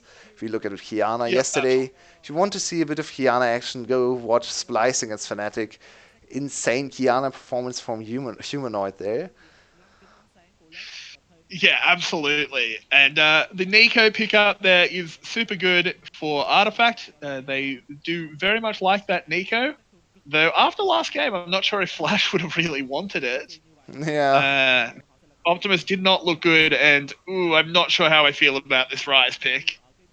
another pick for Optimus. Rice should. I'm not sure if I would say Rice fits his champion pool. I like to see more on long range champs or utility champs. Oh God, Yeah. this is. Ooh. Oh my God! If they lock this in, they have to lose. This is such a ridiculously bad Karthus pick. This is My so bad. God, this is the Please don't worst pick sport to pick this. Karthus of all time. This is Okay, thank okay. Thank you. God. That would have been wow. That would have been the worst Karthus pick of all time, really, because it's double AP solo lane with a Lux support and an Ezreal down in the bot lane as well, who deals significant magic damage. So you would run a 5 AP threat composition with a Karthus in the jungle. That's unforgivable. And luckily, we don't have to talk about that because they went with the Rek'Sai, which is a much better pick in their composition. Very good in the jungle 1v1 as well. That's a traditional counter matchup into the Lee Sin. Very easy to counter the jump from Lee Sin with the Rek'Sai. Yeah, that it is. Very glad to see that Carthus was not picked up. I had a small heart attack. Yeah. Oof. And But we shall see how this goes. I'm not too sure who really won the draft here. yeah, that's a very good sign because I think we got out of the drafting phase in game 3 with no egregious drafting mistakes, with good compositions on either side. Overall, I think both compositions can accomplish things that are valuable and that warrant their pickups. So not too unhappy with this one. I really like the Lucian Yuumi lane. It can fail though against Ezreal Lux as well, and then there's already an advantage secured for Loki. So there's a lot of onus on the bot lane for Flash to perform in this game. Solo lanes should be a little Yeah, bit quieter today in this last game. yeah, I would absolutely think so. Shouldn't be as many crazy 1v1s and the like. It should just be the farm lane junglers. I imagine will put pressure towards the bot lane, especially counter pressure against the Lucian Yuumi. You do want your jungler there just in case anyone decides to get a bit spicy. But we're gonna have to see how they play this out. Yeah, and I always like to watch the support matchup. Yuumi and Lux, obviously, all over the world, probably the most represented support matchup. Yuumi not so much seen in the VCS, mostly in combination with Illusion, as we see this game again, and we'll have to see if this Yuumi pick works out for CBL. Yeah, that we will. And so far, I mean, I like that what summoners they've gone. They haven't gone for like a weird exhaust and gone 3 summoners down there. Slater has gone the teleport, which I definitely agree with, especially in the matchup. But that does mean that in fights, they are heavily favoured if they can get on top of Venus. I don't think they ever get on top of Celebrity. It's just an Ezreal. But Lux is definitely catchable. Yeah, and she doesn't have any sort of additional HP. It's only exhaust down there. And if she's not quick enough on the exhaust, or if there are more damage sources than she can exhaust, the exhaust will actually not do too much for her.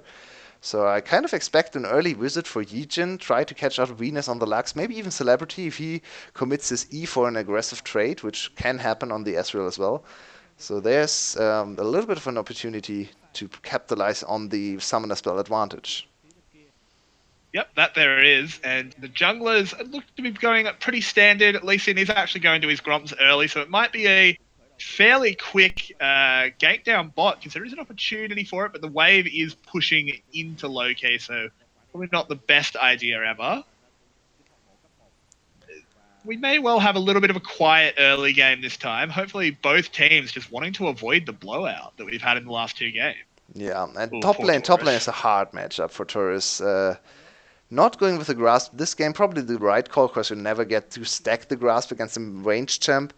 I think the Conqueror is not really what you want to. I'm just not a fan of Conqueror on the Aatrox in general, especially not in certain matchups, as I always talk about. But I think the Electrocute in this case is always better because you get more Electrocute trades and lane can actually try to capitalize on overstays from Hani with Electrocute way better. I don't really understand what Conqueror is doing for you in this lane, and even on the later stages of the game, I don't think it's that great for you. Don't really. Yep, I agree. But regardless of that here, this is going to be an absolutely brutal matchup. Oh, that's so cheeky there by DNK. Just fires a Q at the blue. Manages to disrupt the pathing of Yejin just ever so slightly. Optimus just manages to get away.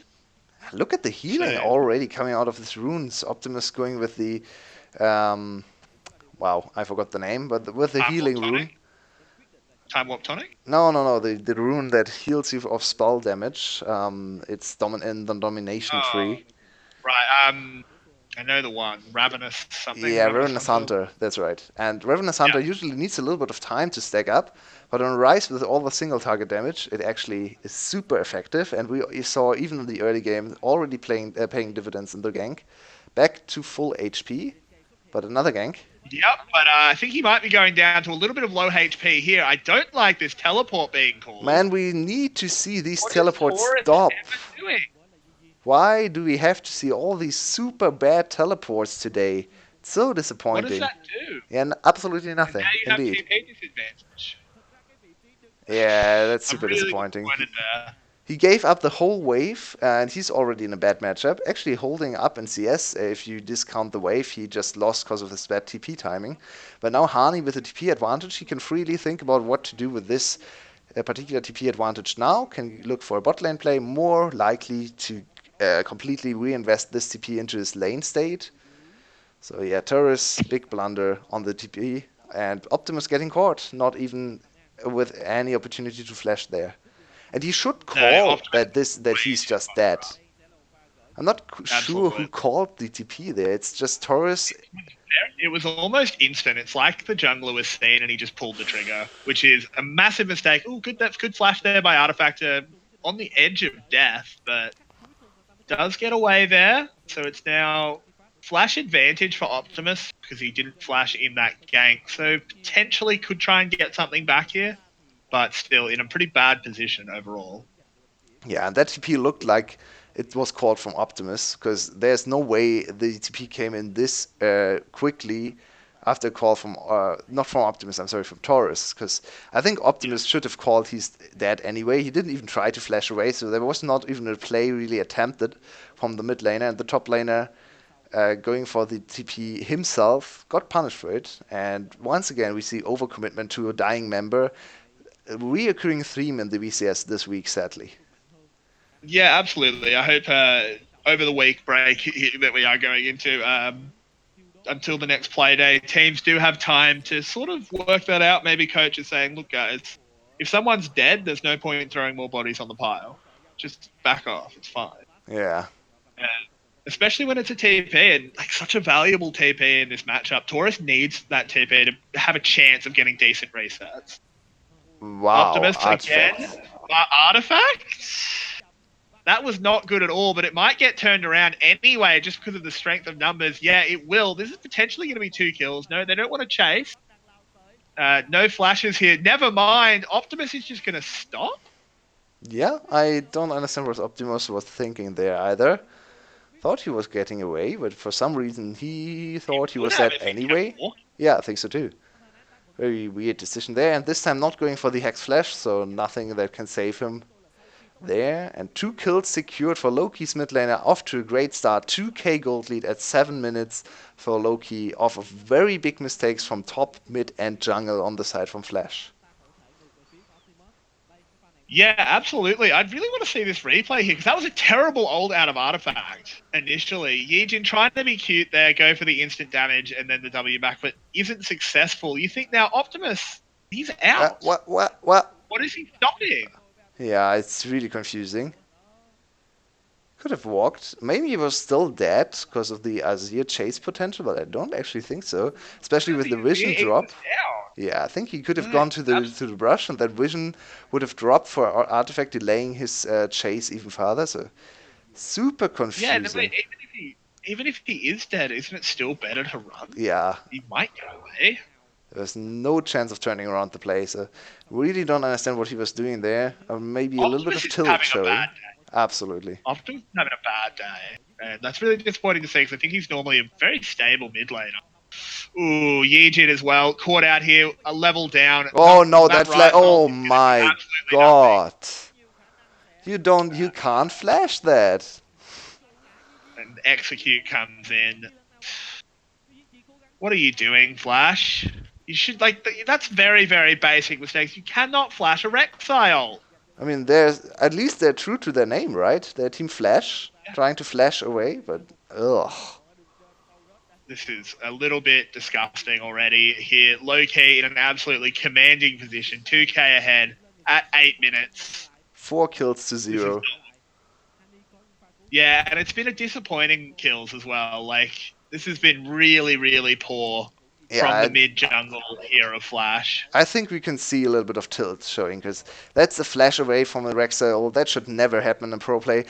Before we saw Optimus stop walking, even though he could have gotten out, probably. We both agree he could have gotten out. So that's a lot of tilt already, and that's not a good sign for Flash, who wanted to secure the first place in this game.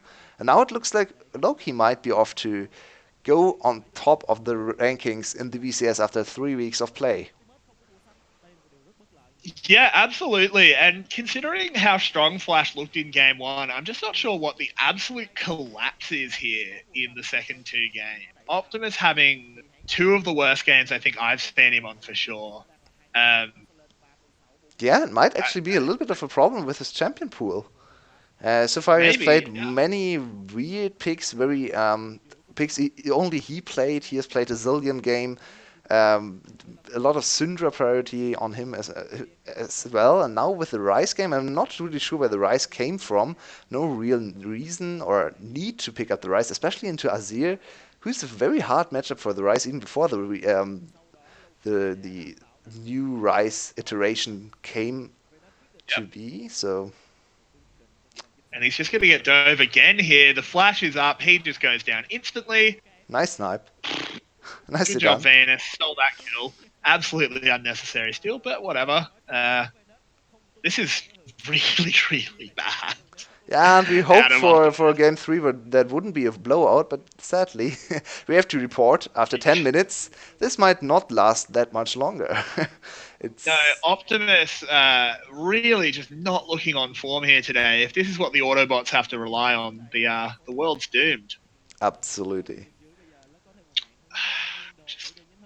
I'm very disappointed in how Flash has played this. They're a better team than this. Yeah, I'm just not sure what's gone Flash wrong today. overall is a little bit of a very weird feeling following Flash because you see glimpses of very good play, of even major region-esque play. I think the cleanest team with a lead in the early game, very good mid game as well, very short game times with good win rate, which almost always indicates that they are super good at closing. And then you see games like this where individual mistakes snowball against them and they look at the 2.5k goal disadvantage at 11 minutes. Oh, that's disappointing. That's just super. You hate to see that. Yeah, checking back in on Optimus, we do see him going for this newish Rise build. He's picked up that Catalyst, which will go towards the Rod of Ages. That's nice to see that adaptation at least. I'm not sure it's going to really matter, though. Yeah, Flash is already calling. How much If we can damage it only win does. this game in the super late game, which is, I think, the right call here. And they want Correct, to yeah. probably go super late scaling Rise with the Rod of Ages build. It has gotten so much more cheap that Rod of Ages is back into meta, 2,600 Yep, gold. Very gold efficient, even in completion, it's almost 100% gold efficient, tipping over 100% once you hit one stack, and then at 10 stacks, it's over 150% gold efficient. So, super efficient item. Sadly, no CDR on that one. So, Rise still has to pick unfortunately. up more items after that. Yeah, absolutely, but still super strong item. Glad to see it being picked up on him. Oh, Artifact is actually caught out very badly here. They could try and get something back, and they do. Not sure what that Realm Warp was ever going to do, but oh well, it's not really a big cooldown to worry about. Um, Good job, Flash, getting on the board. No perfect game. Yeah, good to see. And the big shutdown as well, sadly going over to Yijin's pockets. Yeah, Not exactly. you would have really liked to see the gold go over to your Rice, use your late game insurance, your late game carry, especially level 16 Rice. That being said, Rice to play Rice in team fights against Artifacts Azir is super hard. He has to flash Oh no, away. Optimus. Yeah, and here comes the Rexile. Artifact is here. He's not even going to go back to his tower because he knows he can't. What is this TP in? Oh Oh, man, Yumi coming with Flash. it. No, I mean, I suppose You're team Yumi was coming Flash, with, not team but Teleport, please. What's going these on? TPs have been pretty horrible out of Team Flash. I mean, it's somewhat better because at least when that bot lane TPs, two people do arrive at the end of it because of Yumi advantage, but I still don't think it was a good call. Yeah, I think the call needed to be made by Optimus. I'm dead. Just don't TP in. You're saving a 0-4 rise. Who cares? Just yeah, let him really. die. And you're not even saving him. It's way too late. If you try to save or go for the kill, go for any kind of counterplay, TP as soon as you see the play attempted, not after the play has already happened. The best you could have Yep. achieved is a 2v2 there, and I'm not even sure you win the Celebrity 2v2. getting dove here, though. Might go down before this TP can finish, depending on the timing. He does, but now here comes the My god. reinforcements from both teams. Taurus is under the tower, but oh no, the Oh stasis god. has made this go so wrong. Harney cannot quite get away, and the tower is not on Slater, but he gets a triple kill on the Nico. My God, guys, my God, we are watching some League of Legends, boys. Are There is a we? mid lane I'm not sure going we are. down. We are, I mean, we are watching League of Legends, but well, Shelly having a bit of an issue there. Um, this is Oh, not that's what you hard to expect watch. out of professional play. Yeah, now we This have a is, second game competing for the Tower Turret Dives and VCS, name a more iconic duo. Oh yeah, VCS and Botch Turret Dives. This was the second yep, play already this week that was absolutely horrible execution on the turret dive.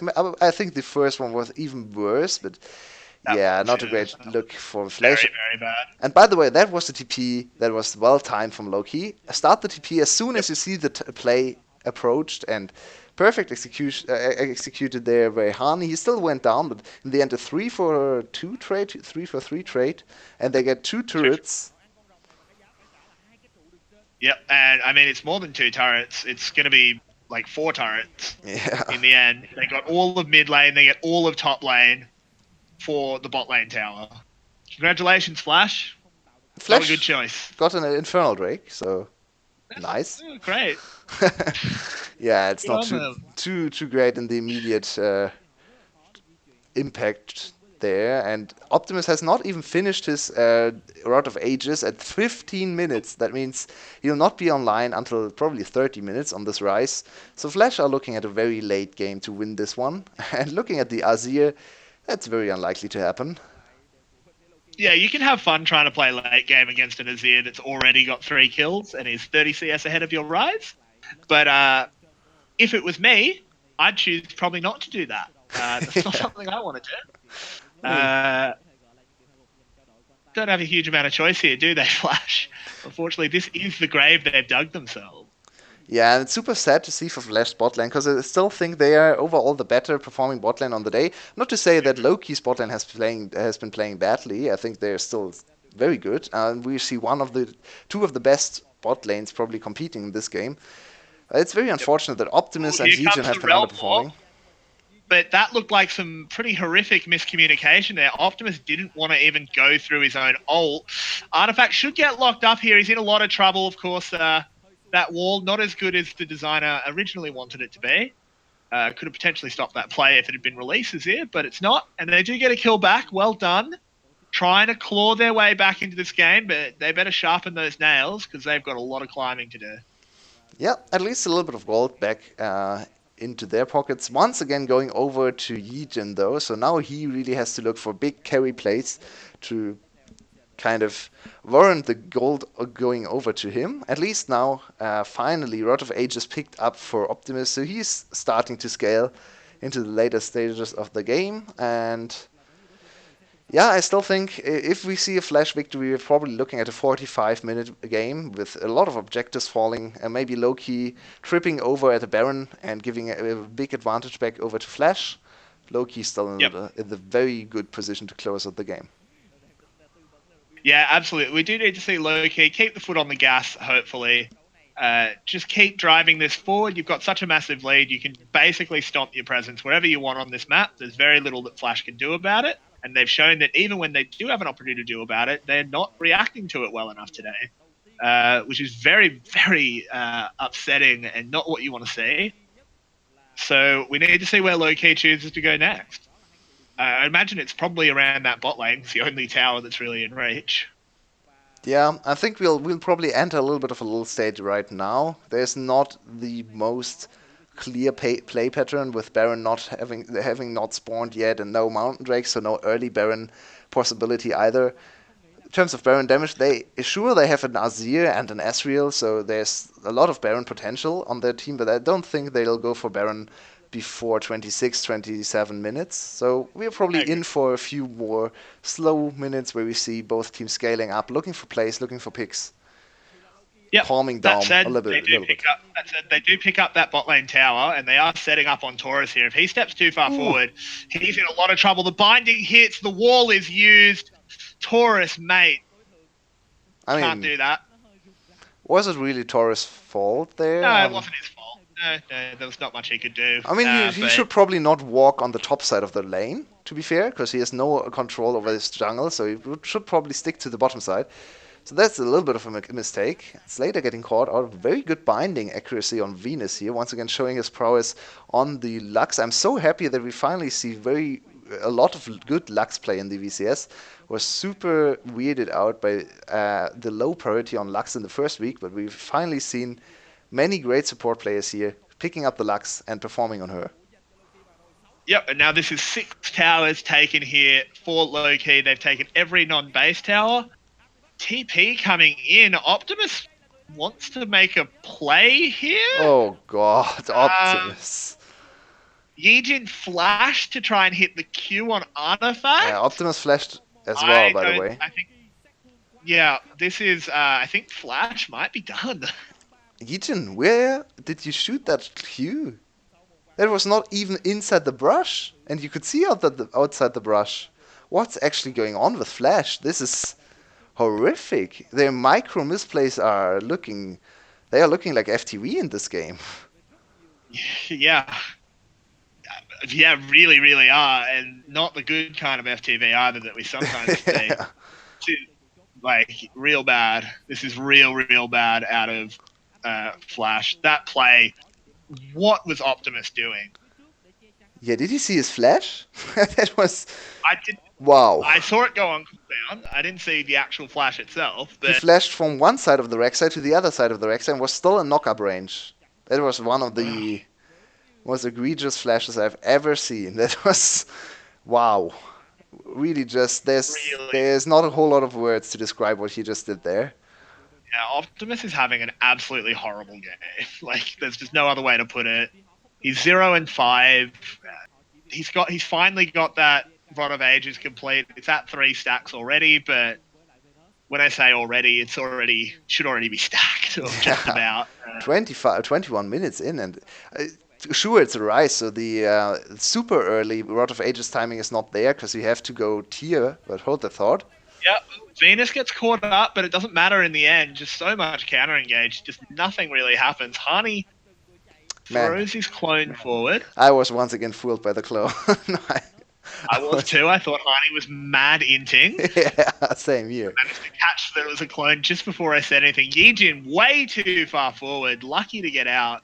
And this could just be a 21-minute Baron. You said that we might not see it till 28 minutes, but I don't think you predicted just quite how badly we were going to see Flash collapse. Yeah, in my defense, that was before Optimus entered it once again. Yeah. So. Oh yeah, I'm not blaming you. You couldn't have called this.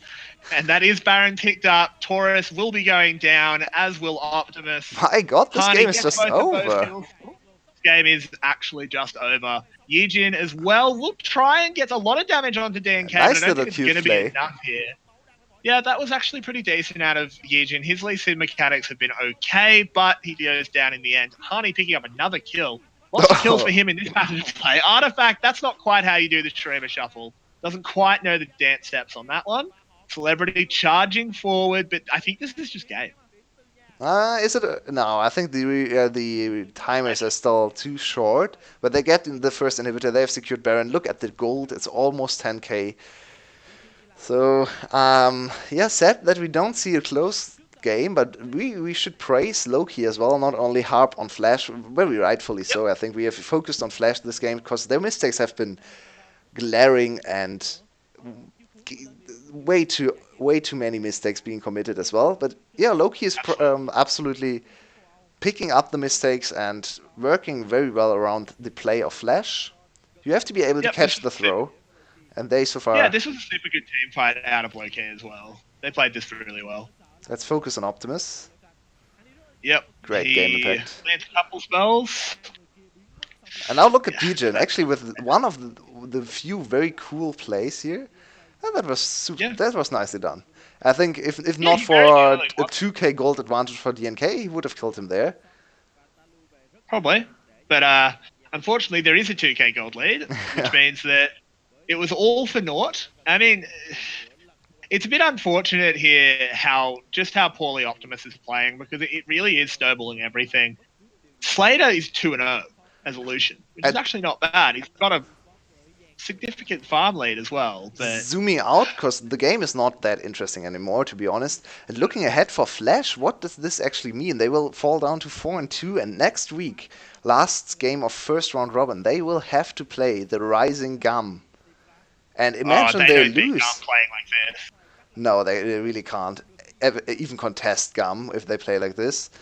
Imagine they lose. They lose there 4-3. That would be super disappointing after a 3-1 and 4-1 start.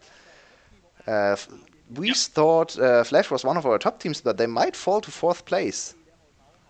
Yeah, which is incredible. It is very, very bad, obviously.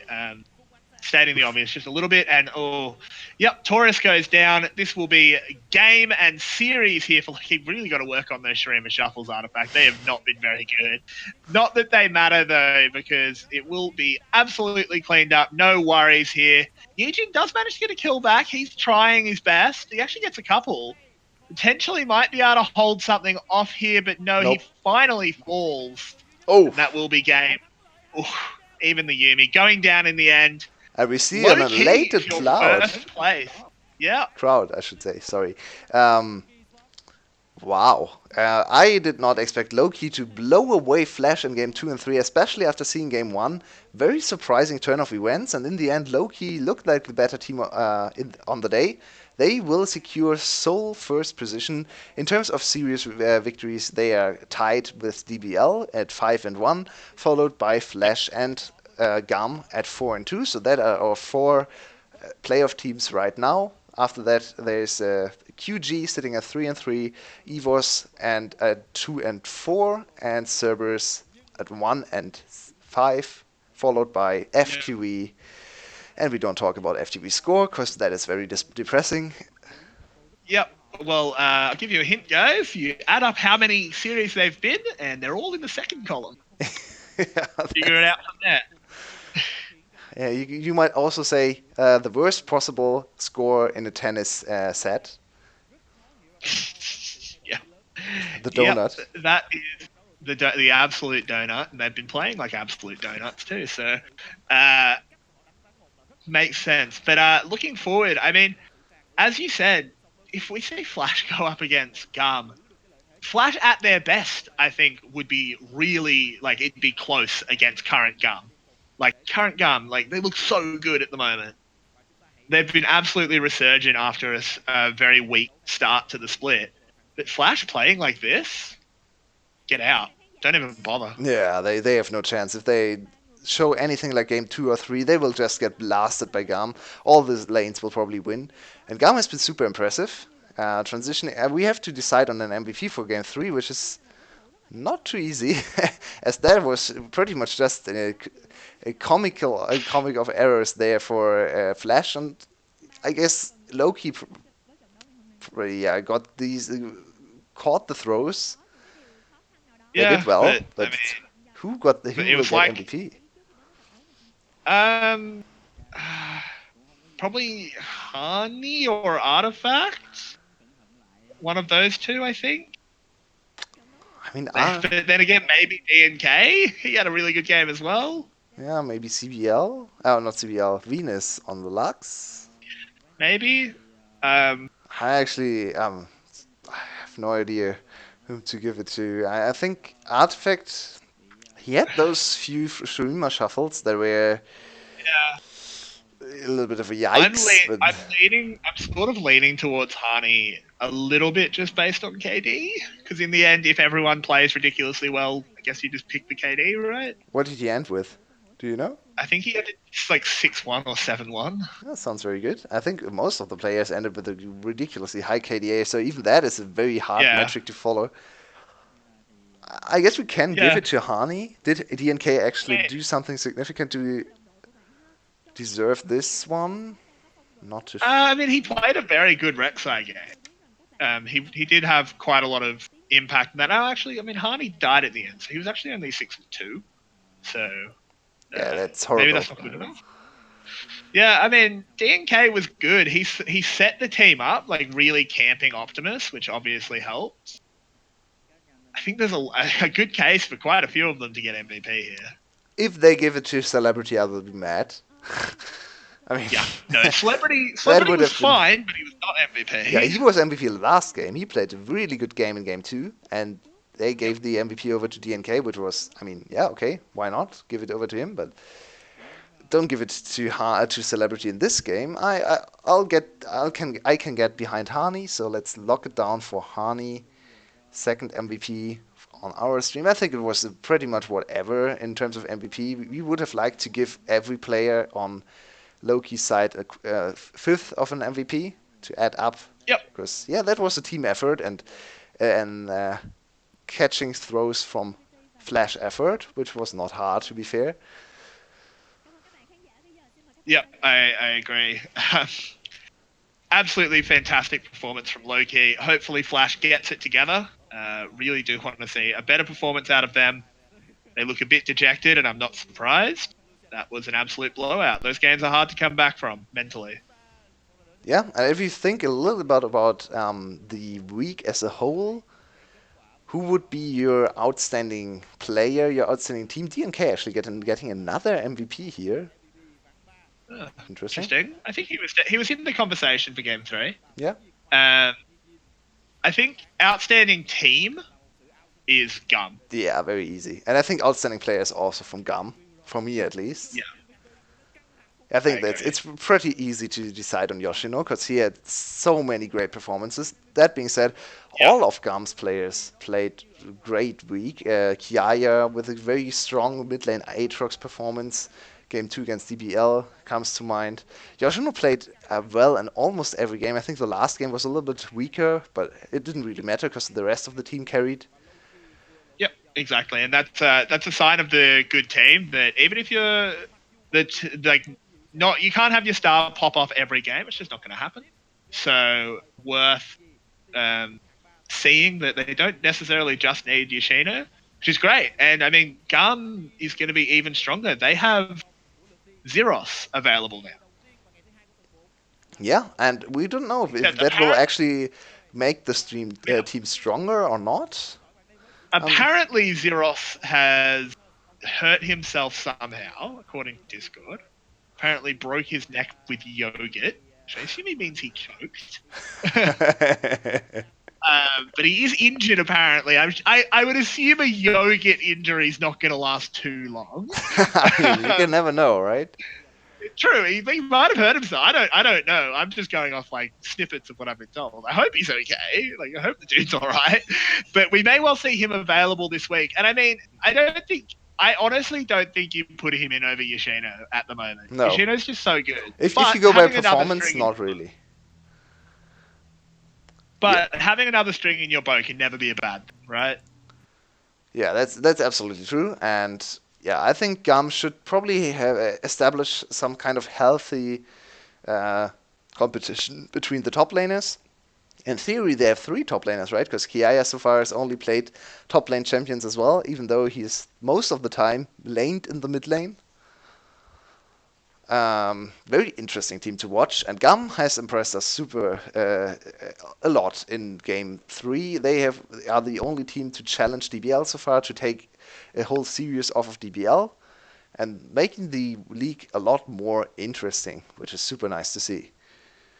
Yeah, absolutely. I'm glad that the top is becoming a little bit more of a fight rather than it just sort of being DBL and one or two other teams pretty clearly up there. Gum super flying in. So Yeah, in terms of junglers that stood out in the third week, I actually think we had a little bit of a weaker jungle performance, especially compared to the first 2 weeks of play, where yep, junglers were getting all the MVPs on our stream here.